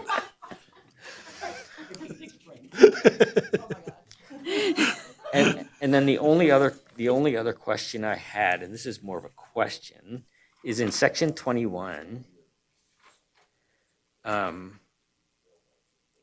Any resultant award may be defended against challenge by the Carson City District Attorney's Office. And I did not know whether or not the Carson City District Attorney's Office has agreed to do that, or if we.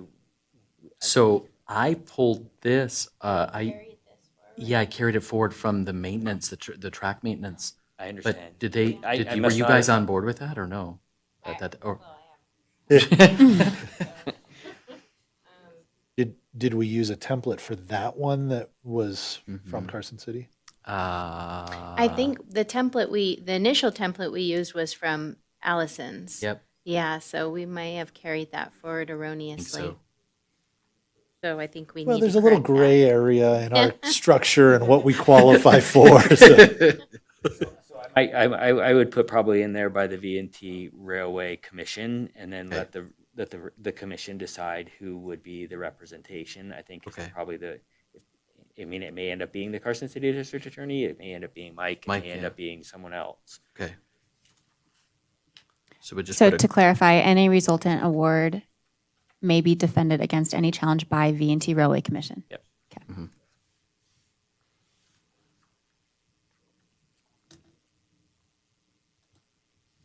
Okay. Section 2. Missing a page. There we go. And then back to section 2. Because we have already defined RFP and the commission used the V&T Railway Commission instead of the whole Nevada Commission for the Reconstruction again. Got it. And same thing with the RFP, the purpose of this RFP, because you define that in section 1. But the bigger thing was kind of making those definitions in section 2. I think those are great suggestions. Any, yeah, go Not ahead, bad for Stephanie. getting this late Yeah. material.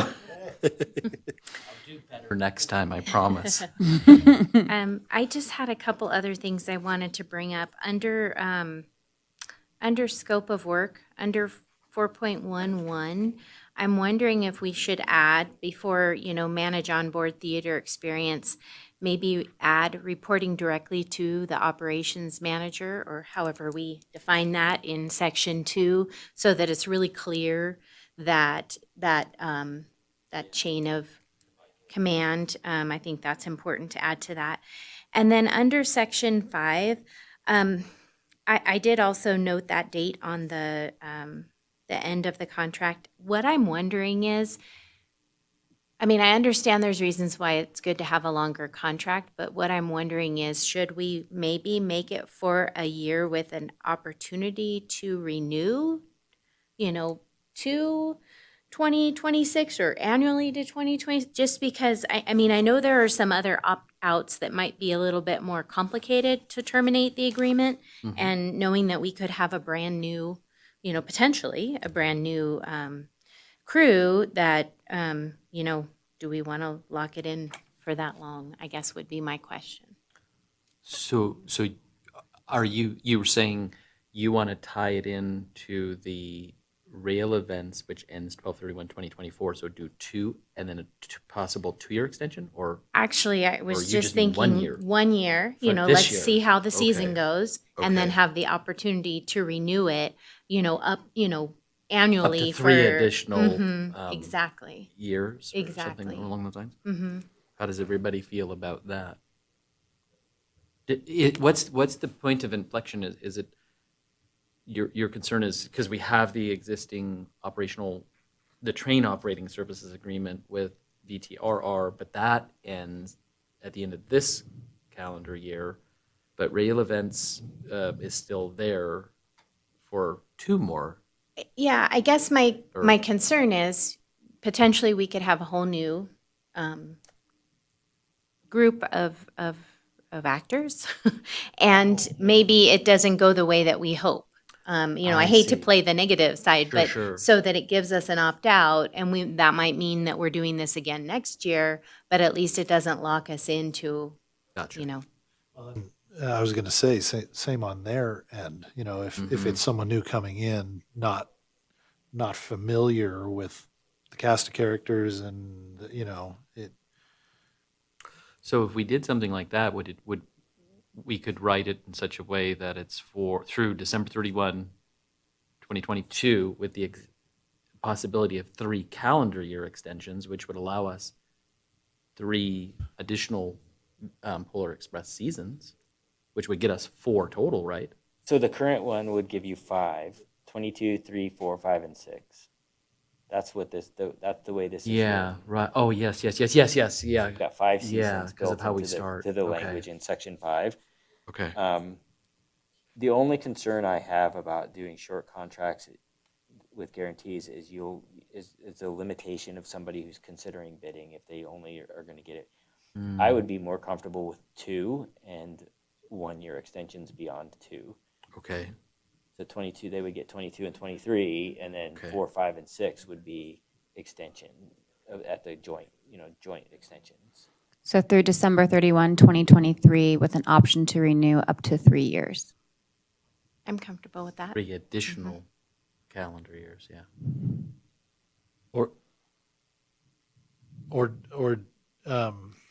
Are those additional years one at a time, or is that a group? In general, then, yes, those are, the board could make a decision at that time to do the whole 3 or to do a single year, but in general, when you put that language in there, it's 1 at a time.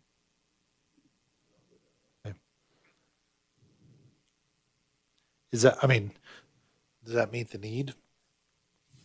If you have a 2-year trial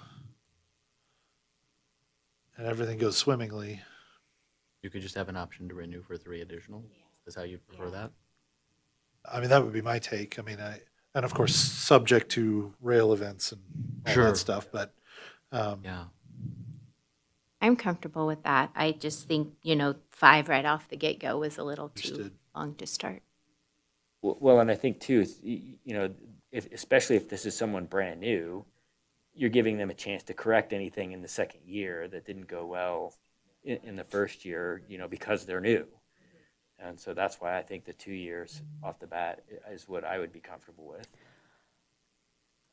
I'm pulling it up to double check. If we do the 2 years at the end of 2023, and it doesn't go swimmingly well, you could potentially be doing both operations and production in the same year, if I'm doing my math correct. Am I right? It's not in here? Because I think mine is up 2024. The reality is that if you have problems with a vendor, you're going to have you could have multiple, that could happen anyway. Okay, I just want to make sure that we know that. And we don't need to worry then about rail events, right? Because whatever is going to happen through Warner, or that's a 20. Well, we put in, so now it reads through December 31, 2023, Okay. subject to the extension of the contract with rail events, comma, and with an option to renew up to 3 years. Okay. And so that takes us through whatever 2024 we have on the books. They want to do an extension for 1 year, and then there's going to be a new multi-year agreement probably with them. So we're bridging over all three of those situations. So we would have to do a new contract with rail events at some point, whether it's an extension of 1 year through 2025, or whether there's a new one that goes from 2025 going forward. And so the whole subject to the V&T Railway Commission's contract with Rail Events, Inc. language, I think covers us in case we are not renewed. If we are unable to come to terms with the rail events contract, we're not on the hook then for them to continue to be paid for production services. So should the subject to be a little more specific to say duration of the service and any renewals are both subject to renewal continuation of contract with rail events? Because it may not affect the beginning part, but then the renewal it may. Yep. Right? And so I think maybe pulling that out as just the subject to, not including it in the same sentence, but just as its own sentence, it says Yep. duration of contract, but duration of initial contract, any subsequent renewals are subject to V&T Commission continuation or renewal of contract with rail events. I like that. Yeah. Just to cover us, because we don't necessarily control what Rail Events does with, or what Warner Brothers does with Rail Events. What if Warner Brothers has Warner another? Brothers could say no. Yeah, exactly. So I like the idea of that through May or through December 31st, 2023, with the option to renew for 3 1-year terms, because then the next sentence already says options will be exercised only if agreed upon by both parties. Then the next sentence after that would be, this contract is subject to the contract between the V&T Railroad Commission and Rail Events, Inc., which currently expires December 31st, 2024, and any renewals of that or any renewals Extension, or I think extensions we use that word of too. that contract. Yeah.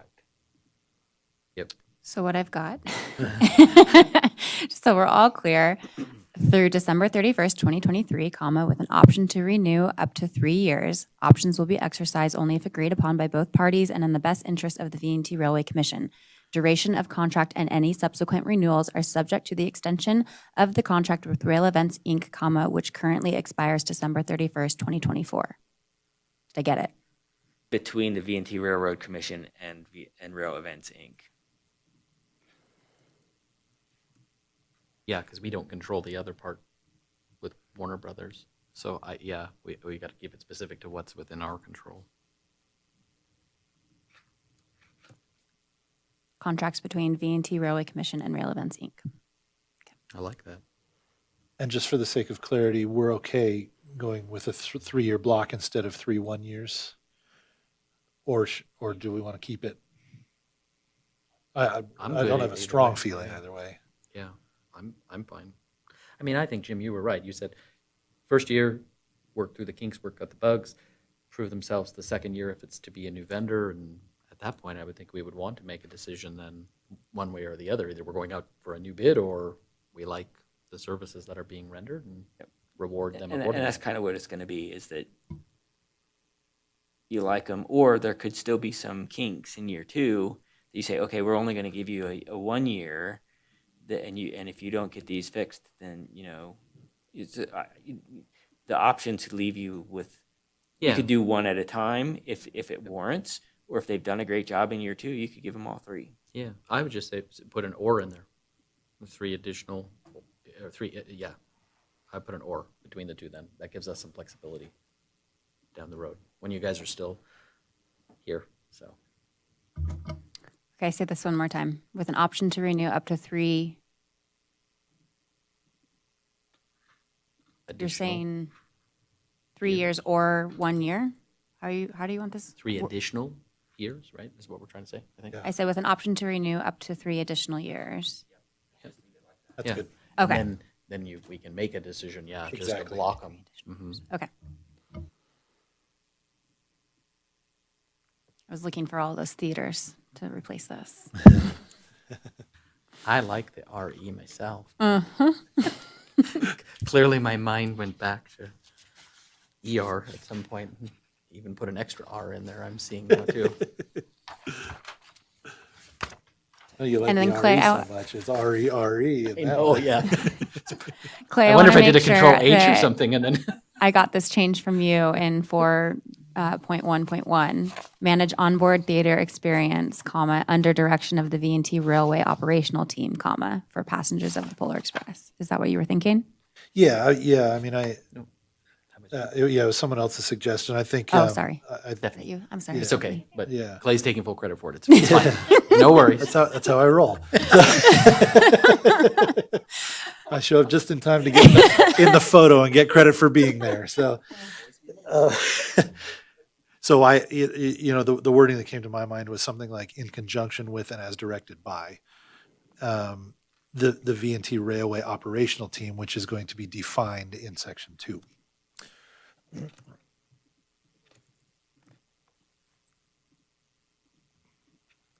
Are there any other additions, deletions, modifications? I was curious about if in section 4, if the 3 to 4 car production creates ambiguity.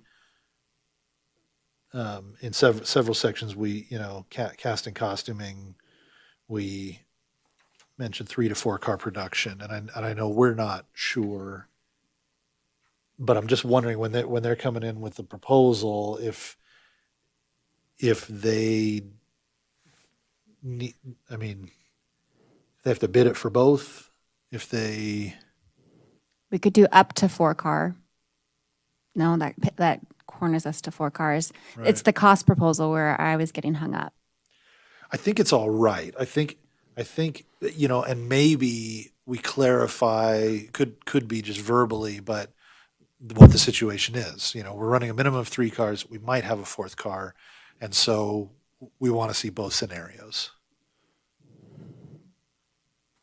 In their initial response. In their so on the cost side proposal, yeah. particularly.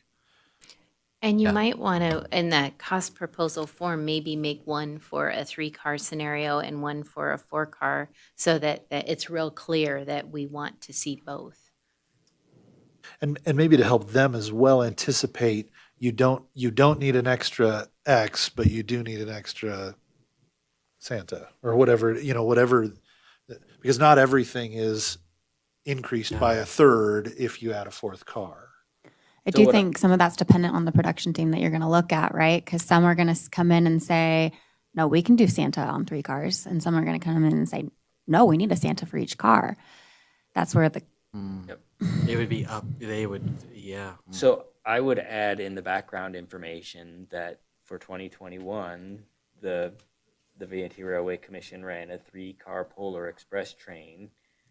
It is expected that the that there will be a minimum of 3 cars and potentially a 4th car in Polar Expresses going forward. And just that way you've kind of laid out what you're kind of expecting. And I actually kind of like the idea of the 2 separate, one for a 3 car and one for a 4 car. 2 sheets, one for a 3 car, one for a 4 car on the cost proposal side. Right. Yeah, and Right. if we do that, then I think we should probably, in fairness to new potential bidders, we should maybe explain each car and then what we think the 4th car would be, because I was thinking it was a full passenger car, but you all said it might be more like the deluxe with the tables that. It's not So that again, coach. changes. in the background, I would list the 3 cars and then the potential 4th car as, I think that's a great idea Yeah. to add the, To help the clarify. structure of what that car looks like. Yep, we could even allow, I didn't mean to cut you off, but I do, if I, let me finish my Go thought ahead, really quick.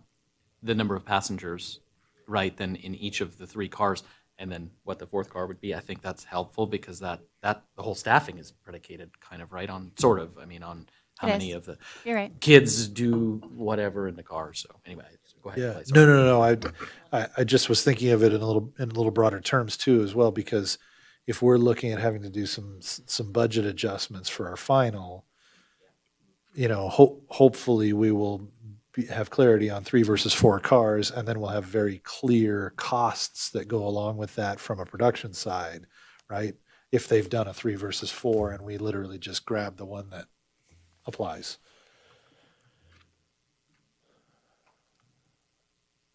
These are super suggestions, everybody, so thank you.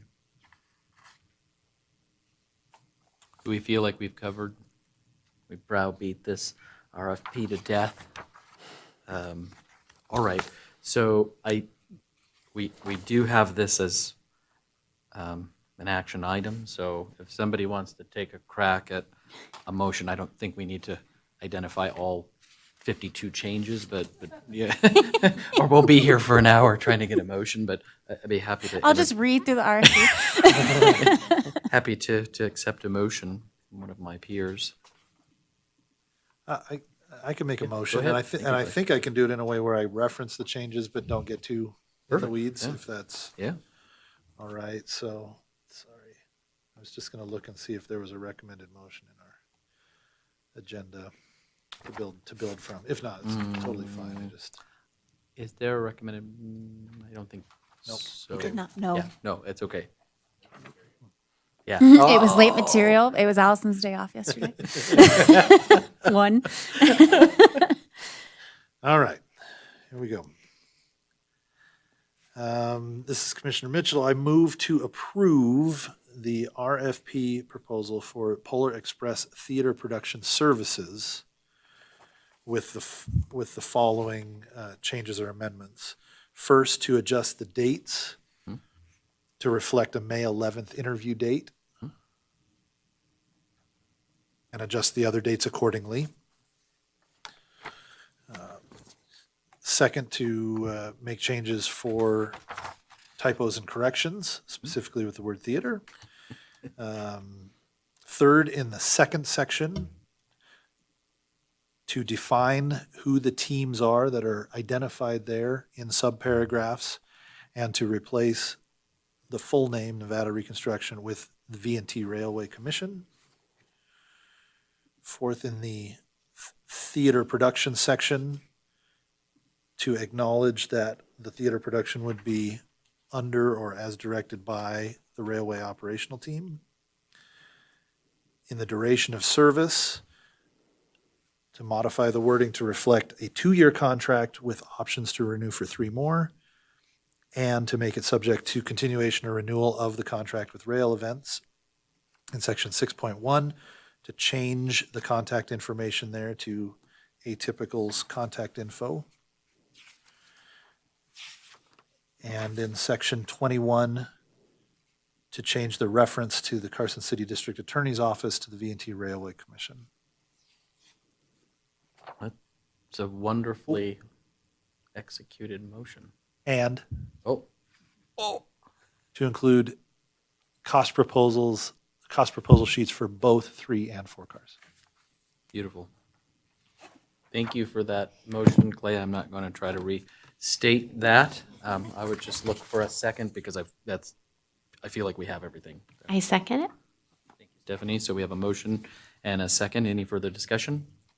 I'm seeing none. All those in favor, please say aye. Aye. Any opposed? Motion carries unanimously. Okay, well, thank you. Seriously, thank you, everybody, for all the work on this RFP. So look forward to getting this baby out the door on Friday.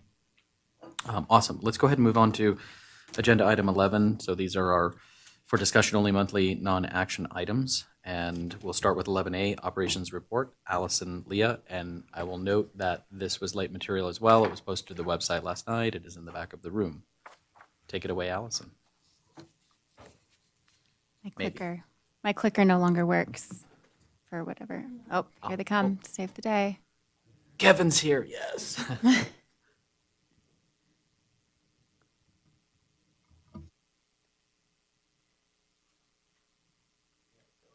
Push it again. It fell asleep listening to that motion from Clay. That's my superpower. I can talk people to sleep.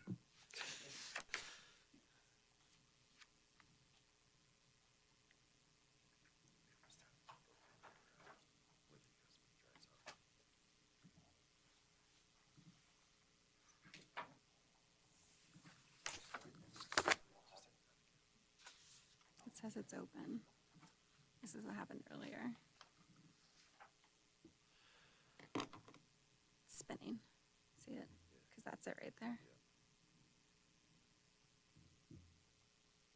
For such a brief update, this is a lot of anticipation. I can try it, yeah. Let me close it. Oh, it's just. She's probably got a rainbow wheel of death. Shh. Hey, I'm in the club. I know what's going on.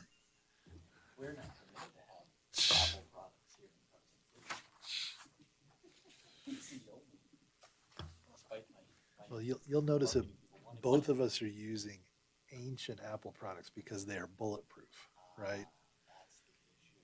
Well, you have all the, like, they got rid of all the connectors and stuff on the new ones. You have to have all these adapters and whatever, and these old ones, they just, yeah, they're bulletproof. Ah. You're seeing behind the scenes. Shh. Okay, Allison Bolton, Atypical Events for the record. The last really 2-3 months has kind of been what we've been calling internally maintenance, just making sure that things have been moving right along. I'm going to quickly break down operations, assets, board relations, and marketing, which is how our contract is outlaid. It is a quick update today, mainly because we did anticipate that we would have a lot of conversation in our other action items today. So really, we've been looking to finalize the 2022 General Train and Polar Express schedules. We went up to Virginia City and had about a 2-hour meeting with Tom Gray just to kind of hash out what the new season will look like, as well as talking about that new additional car for Polar Express and if that's feasible for our team. And really kind of brainstorming what our special events will look like for the new year. Continued coordination with Freedom Rail for the 2022 season. We did have a call in the last month, I believe. It was actually February 14th that we had that call. Still reconciling 2021 numbers as well as the utilities payment. Did talk to Fair Harbor today in terms of decoupling their ticketing system from our ticketing system. There's still a few items out there that I just want to ensure that we aren't going to further complicate things, and that essentially the solution is what we're looking for in which to kind of streamline things. They did tell me that they are looking into it, that I had great questions, and they would get back to me to let me know if it is feasible. I'm hopeful that what it would look like is the Freedom Rail team would push a button, and that 25% would then just get dumped into our payouts through through Fair Harbor. The question is that before or after processing fees? Is that going to come with any sort of reporting?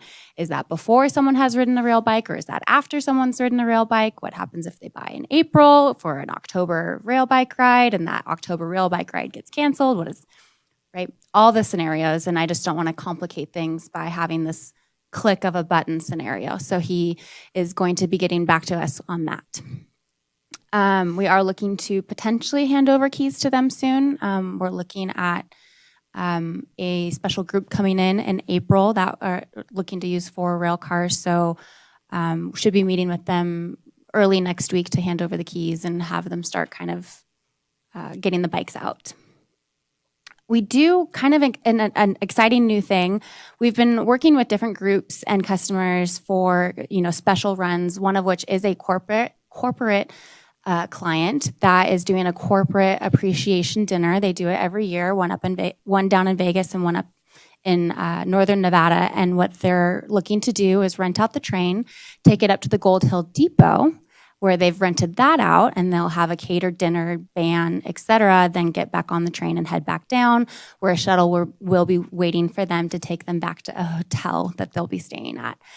We're looking to secure a photographer to get photos of all of this, because this is a new offering, potentially a new revenue stream that we're looking at. We're still, in the works of determining cost-wise, what does that look like in terms of our team's time, making sure that that's incorporated into our train costs and, billing the client accordingly. So exciting new offering there. And then Clay came down to the depot and we walked through on a nice cold and windy day and looked at all the sound and all of our sound equipment and what's currently installed, what's sitting in the container, what we used for the Polar Express, what potentially we could use for the general season. He came up with some great ideas and concepts that we're working closely with him to potentially really outfit the depot in a more permanent way, so we're not setting up and taking down sound year over year for the Polar Express. And with the increase of special events, having something more permanent would really be beneficial. Up next, I would say my goal is to be on sale by the end of next week. We are really close to having that, yes, move forward from Tom Gray. And then it's kind of just our team getting it up into Fair Harbor, coordinating with the trolley up in Virginia City for transportation, all the marketing, so forth. So that's really the focus. Operations is going to be the heavy focus in the next month. Polar Express, we are heading down to the depot next week to kind of finish up the ending inventory and get everything cleaned up for Mother's Day trains. Take away or put down all the holiday decor and so forth. And then we are registered for the Polar Express camp that we just mentioned earlier, where we get to go to Durango and learn all things Polar Express. Yeehaw. In terms of assets, I know it does say Carson City Public Works. It is not Carson City Public Works that will be repairing the leaky water pipe, but we have identified a vendor that is coming to fix the leaky water pipe. I don't think that that's the proper term for it, but Ken will correct me in his update. The vendor is Gabe, and seems like I'm running the equipment. Let's come up with something else. I have been assured, though, that it will be fixed before Mother's Day trains.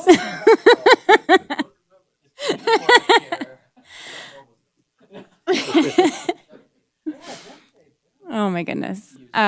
This is what happens with the longer meeting, right? Up next, in terms of assets, getting the electrician out there. We do have some depot improvements that we need to look at doing. The concrete that leads into what we formerly have called the ticketing building, if you will, or the yellow building. I believe that building's sinking. And so a solution was, let's just sand the concrete down. We did get a bid for it. It was about $1,000. I'm scratching my head a little bit of, is this just a temporary fix? Should we look at, do we need to actually just jack this building up? Or are we just going to keep shaving the concrete down until we no longer can do so? So that's up next. And then we really just have storage inventory here. Finalize, and I feel like I've been saying this for almost a year now, but it has been a year-long project where we're really consolidating like things into the same storage place so that we don't have Christmas in 4 different locations. So We are almost there, and I would anticipate probably at the end of Monday, after we finish up Polar, that we should be nearly finalized. The last step would be we do need to coordinate with Carson City again to get another dumpster to do the blue building, because we do have a lot of what I would consider trash sitting in the blue building that we just need to get rid of. Yes. Yeah, just FYI, there's about 2 file cabinets and a bunch of flat file stuff over at Manhart that Linda would really like to get rid of, but we don't want to throw those out. So it's whenever you're ready for those, Gabe has volunteered, he will go get them moved, so. Fabulous. Excited for that. Cool. Thank you. Well, could that go in the office area? Is there room to put so we can at least have all of our files together or not? Yes. Okay. Would be the short answer. Okay. But we got to move all the stuff that's in there that shouldn't be in there out of there and into something else. Yeah. Okay.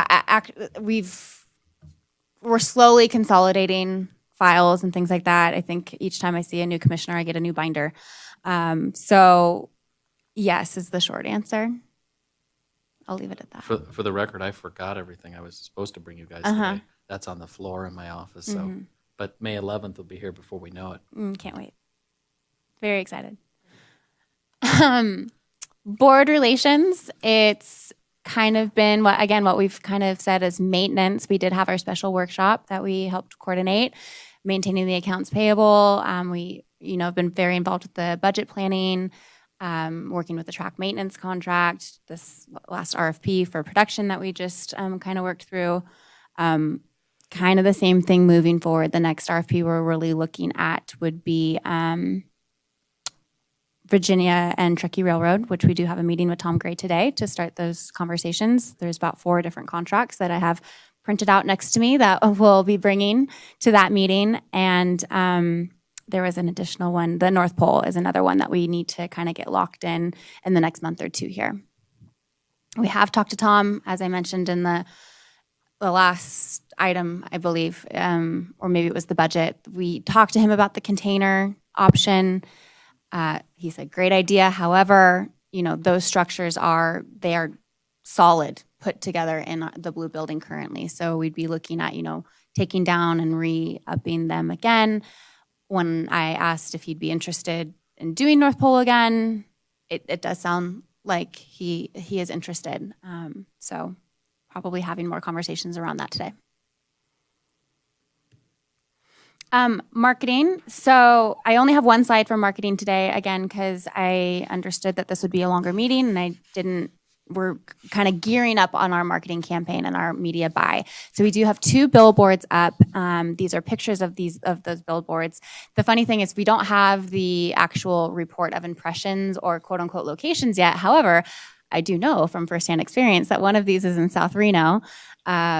I believe that would be westbound. My gut would want to say north, but that would probably be westbound South Virginia, kind of between like McCabe and Foothill in South Reno, if you know that area at all, right actually near where I live. And then the second is near where Leah lives in North Reno. So these are both Reno. These are actually called posters. They're not large billboards. So it's just kind of a vernacular really of a billboard versus a poster. So these are a little bit more affordable, fit them in where they can. They're rotating different locations over the next few months. We came up with just a general back to the track, and it's working. The funny thing, I didn't know that these were up yet, and we started receiving emails of, where's your schedule? I'm like, that's a great question.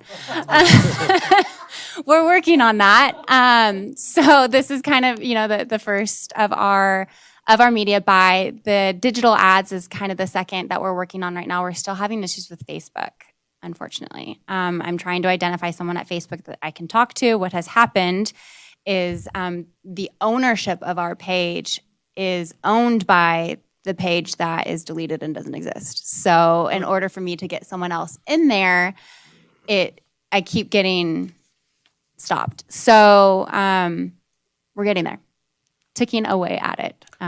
One day I will say that Facebook isn't a problem. No, that'll never happen. No, in a year or 2. Yeah. And Stephanie was just thinking out loud, and I think Clay heard her. She said, since you both live next to these billboards, maybe you could each respectively climb up and say, tag them to say, schedule forthcoming. Don't call yet. Yeah, Gabe could, I'll go Gabe up could there with a probably little get you sign. some orange spray paint to Yeah. do that with. Stop calling. No. No, they really do look great. My husband was the one that was like, hey, there's Back to the Track. So they look fantastic and they're clearly working. So next up is the digital ads, and then we are running some TV as well as radio, and when we get closer to April. And we're running 5 to 10-second spots. It's an election year, so in terms of inventory, it's difficult to buy. Also, it's very expensive. And so rather than doing 30-second spot, we're doing, a 5-second around traffic, a 10-second, right when Jeopardy is going to break. We're just trying to, pepper in where we can with our marketing. The overall buy that we have for this is, I believe, around $30,000 total. I should have a more detailed report at our next meeting because things will start to actually be running. That is it. Try to keep it short for you today. Oh, thank you. Any Any questions? questions for Allison? Good job. Nice. Okay. I appreciate all the work too that outside of marketing, but that you're working on with the inventorying of all the stuff, call it that we have that we need to keep, maybe we don't need to keep. And so thank you for keeping that going behind It's a nice the scenes. balance between Leah and I. I tend to hold on to things. Leah does not. So Gotcha. it's Take some to it's a nice Durango with you, balance. Leah, and leave some there for the Cumbres and Toltec. Yeah. Pack it in. No, thanks. I can't hear you. What? I think we have budget challenges, is what I heard earlier. Is it a line item? Is it in the budget? You have to talk to Jim about that. Sorry. Awesome. Well, thank you both. Good work. So appreciate everything you've done here for the last month or so. So thank you so much. We'll go ahead and move on to 11B, train operations report. This is something new we added for Tom. I know Tom can't be with us, but do you want to? Hopefully moving forward, we'll have a regular update from Tom. So as part of our, partners, just like how Ken and I are here, he'll be able to do it, to do an update. So Yeah, no, great. So with that, we'll go ahead and move on to 11C, attorney's report. Mike Rowe. The only thing to report this year or this month is that at the chairman's suggestion and to save expenses, I've joined this meeting virtually and will continue to do that unless the commission requests me to be present at the meeting. Awesome, Mike. No, thank you. Thank you for your understanding on my email. I appreciate that very much. So thank you. Okay, we'll go ahead and move on to 11D, engineers report. Ken Dorr. Take it away, Ken. Thanks, David. Yeah, some of these items we touched on before you. The standpipe, we're going to hopefully get that done next weekend. And basically, we've touched on a few of the maintenance away items, if you will. But what Gabe's been doing here this year, since the first of the year, he's been catching up on some work that has been deferred for, in some cases, a lot of work's been deferred for the last 2 years. So we're trying to catch up on some items. One of the things that, Gabe, come on up, that we've been doing is, that's fine. You can talk as well as I can, though. Thank you very much, and probably much better. He's been doing some ballast regulating work. He's been doing what we call our joint oiling program, which is actually you go around and because of the curvature, we like to have our joints so they move back and forth. But when he does that, he's also going in there, knocking down high spikes and replacing bolts and retorquing things and just sort of a general makeup. We didn't do that for 2 years. And the idea is we try to go through it and get about a third of the track a year. And so he's got maybe a third of the track done now. And so you're only 2 years still behind, right? Yeah, only 2 years. Yeah. And that's just sort of a general maintenance, having guys on the ground fixing stuff that's obvious. He's also been doing some rail welding. The rail ends tend to break and whatnot, and none of them were real bad, but some of them needed some work. And again, that's the first time in 2 years that he's had a chance to do some of that. The big item coming up, we're really trying to get some work done on the Overman embankment. Again, we know is going to keep settling forever, but we tried to do it last year, and we just ran out of time and logistics. We had some equipment issues. So we're trying to figure out how we can do that. Now, in this fiscal year, Gabe had about $33,000 of budget left, if you will, or we had for maintenance way budget. Since that time, he's spent about 10, so we got about 22,000. So looking at the big item for the overman, and there's a number of components I'm going to bore you guys to death, but we've got to purchase some ballast, we've got to rent a work train and hopper car, and that's going to be from Tom. There's going to have to be some tamping, which is included in his contract, will come through there. We're going to have to rent a liner from Tom. That's not included in his contract. There's some ballast regulating, which he's got an item for that, and then his crew. And so what we're figuring, there's quite a bit of work. Gabe's share of the work is about probably 18,000, I'm guessing. And then the remainder of the work, including material and work train and other rentals from Tom, is probably going to run about $10,000 to $12,000. So that's, and then he needs a little bit of money left over budget-wise to start the season for inspections in basically May and get ready for us to run and be some light maintenance. So I'm guessing that's 4,000. So the question is, can we do the overman this spring? I'd really like to, because we don't want to do that in the heat of the summer. We deferred doing work on that last year because it got hot, and then we had logistic problems in the fall. So what ideally we would do is go in next month around special trains, of course, because the track will be out of service for about a week, and get that surface and lining done, and then reballast it, and then come back again after there's been traffic on it, beating the train down a little bit to touch things up, and that can be done again in the fall. But ideally, we'd get that work done before we start running a lot of trains. The question is, budget-wise, do we have flexibility to do that or not? And with the $22,000 left, that ain't going to do it.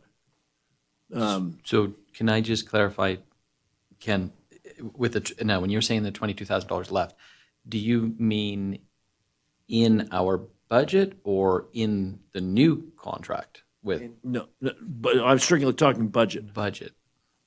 Okay, and again, I think you and I had that email Yeah. correspondence here about a month back. Right.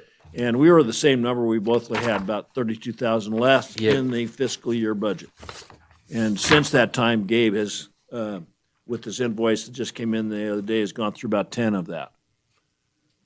And so 22 plus Gabe's work on, which isn't going to be huge, but inspections, getting ready for the regular season is going to, that's not going to quite do it.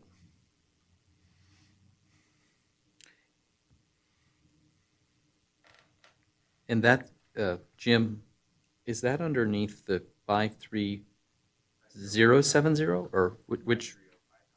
53055.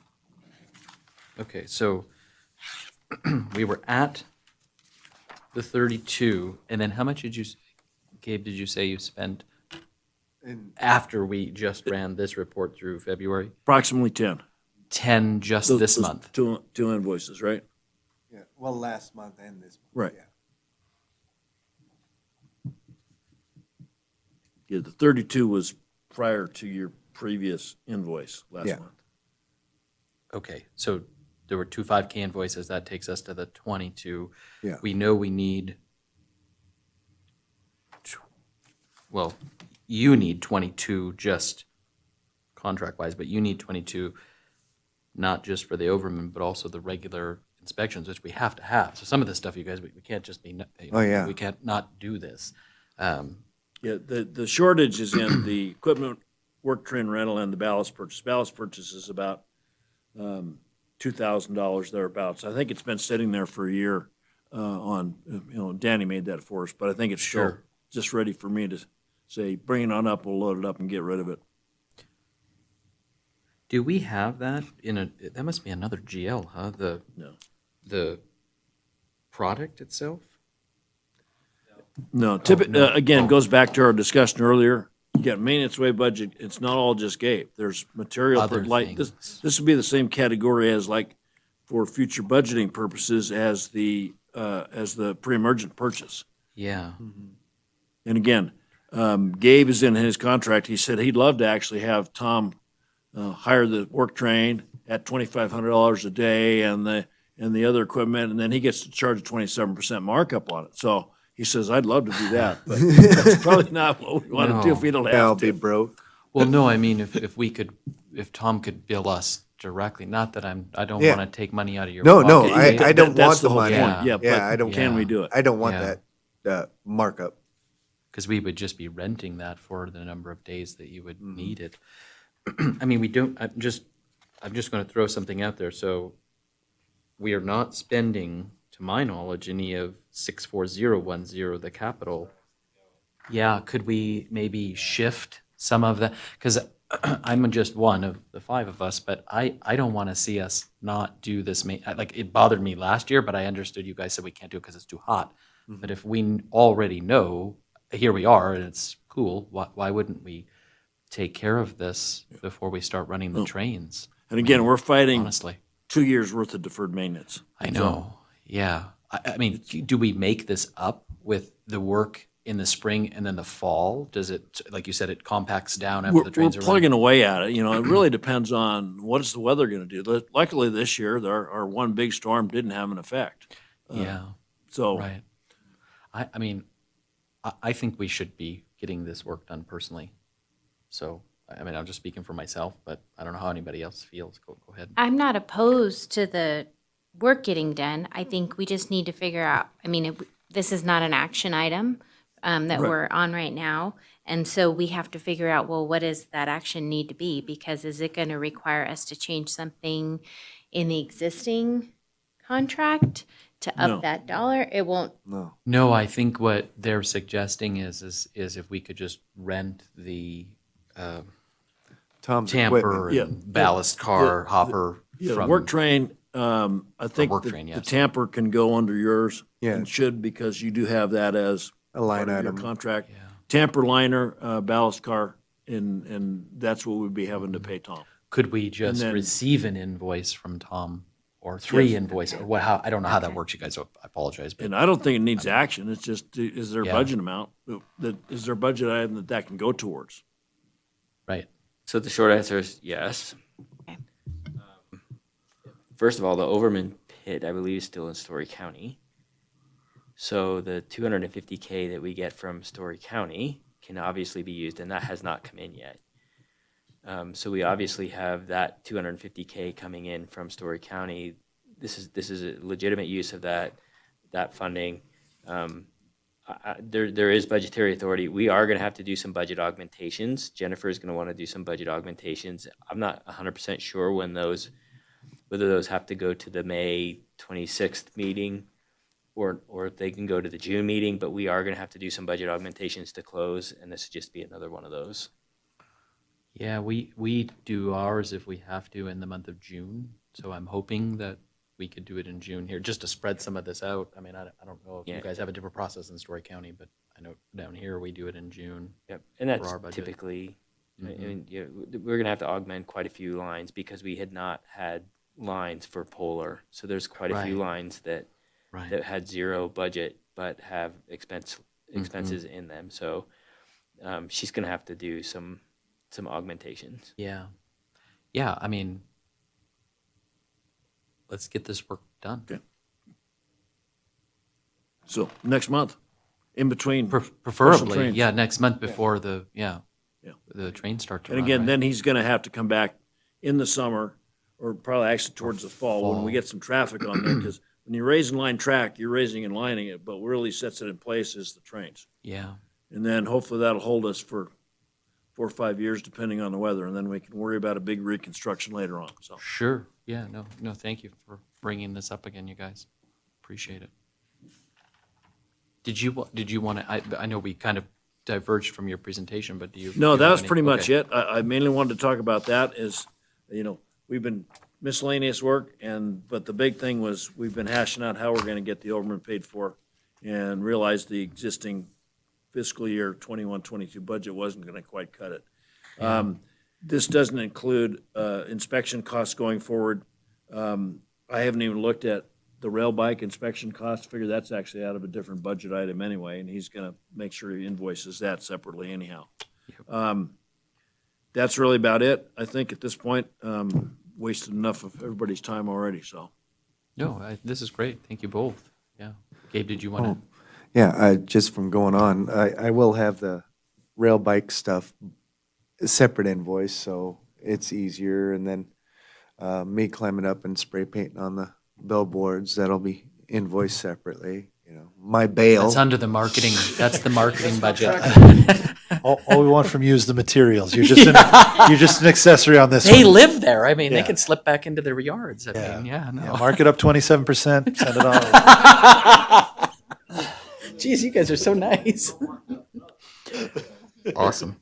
Well, thank you, Ken. Thank you, Gabe. And appreciate you guys pursuing this and getting this work done. So thank you very much. We'll go ahead and move on to 11E, the upcoming meeting. As we have just discussed, Doreen, we will try for May 11th, not the 27th. And we're going to try in the room if possible, 9 a.m., but subject to the availability of the room for that morning, and we may have to change the location, or we may have to change the time, but we know it's going to be the 11th. Now, Yeah, go ahead. our meeting times aren't set in stone. Are we under an obligation to hold a monthly meeting? Or is it So regular meetings? So we do have this fourth Wednesday at 9 a.m. set up in this room every month, with the exception of December, I guess. Right. Yeah. So But yeah, I'm just wondering from our mandate reason to exist, is that a requirement for us to hold at any particular interval? I don't know that I will defer to Mike, but I don't know that is there something that says we must meet every month or bi-monthly or quarterly, Mike? Do you know? I don't know the answer to that question myself. No, the statute requires that the meetings be alternated between the participating counties, but nothing about the day or time. Okay. So what's your space look like? Say, should I move that we hold our next meeting on the train and run it between the two counties? Should we just? Yeah. Yeah. Who's subsidizing the cost of that $5,750 though for six All of us? right. Well, we'll call up the what do you call those, the speeders? Yes, Set a table up in the middle of nowhere in American Flat. exactly. Call it a meeting. Okay. Well, so yeah. So thank you, Mike, for that input, and then yeah. So we'll try. If it happens, great, awesome. Did you have a? I was just saying, I'm Yeah, going to say, go I ahead. should have confirmation today. I was hoping Oh. I'd have it before the meeting was over, but I should have it today. Okay. Well, if Clay does another motion, we might have time for you to get an answer. I mean, Sorry, there are no more action items on the whole except for adjournment. So all right. Well, there we I- go. I could- I could give you can a stall fancy it. adjournment motion. All right, well, we'll go ahead and move on to agenda item 11, commissioner comments or announcements and requests for information. So no action again can be taken. No discussion amongst the members or with staff can take place during this agenda item. Does anybody have anything they would like to offer up at this time? Okay, seeing nobody wanting to talk, great. We'll move on to action item or agenda item 12, public comment. Public is invited at this time to comment on any matter that is not specifically included on this agenda. As an action item, no action may be taken on the matter raised under this item of the agenda. Do we have anybody on the phone? There are no callers on the line at this time. Thank you very much. I do not see anybody wanting to make public comment in the room. So with that, we'll move on to agenda item 13. Can I get a motion to adjourn? We're adjourned. Thank you, everybody.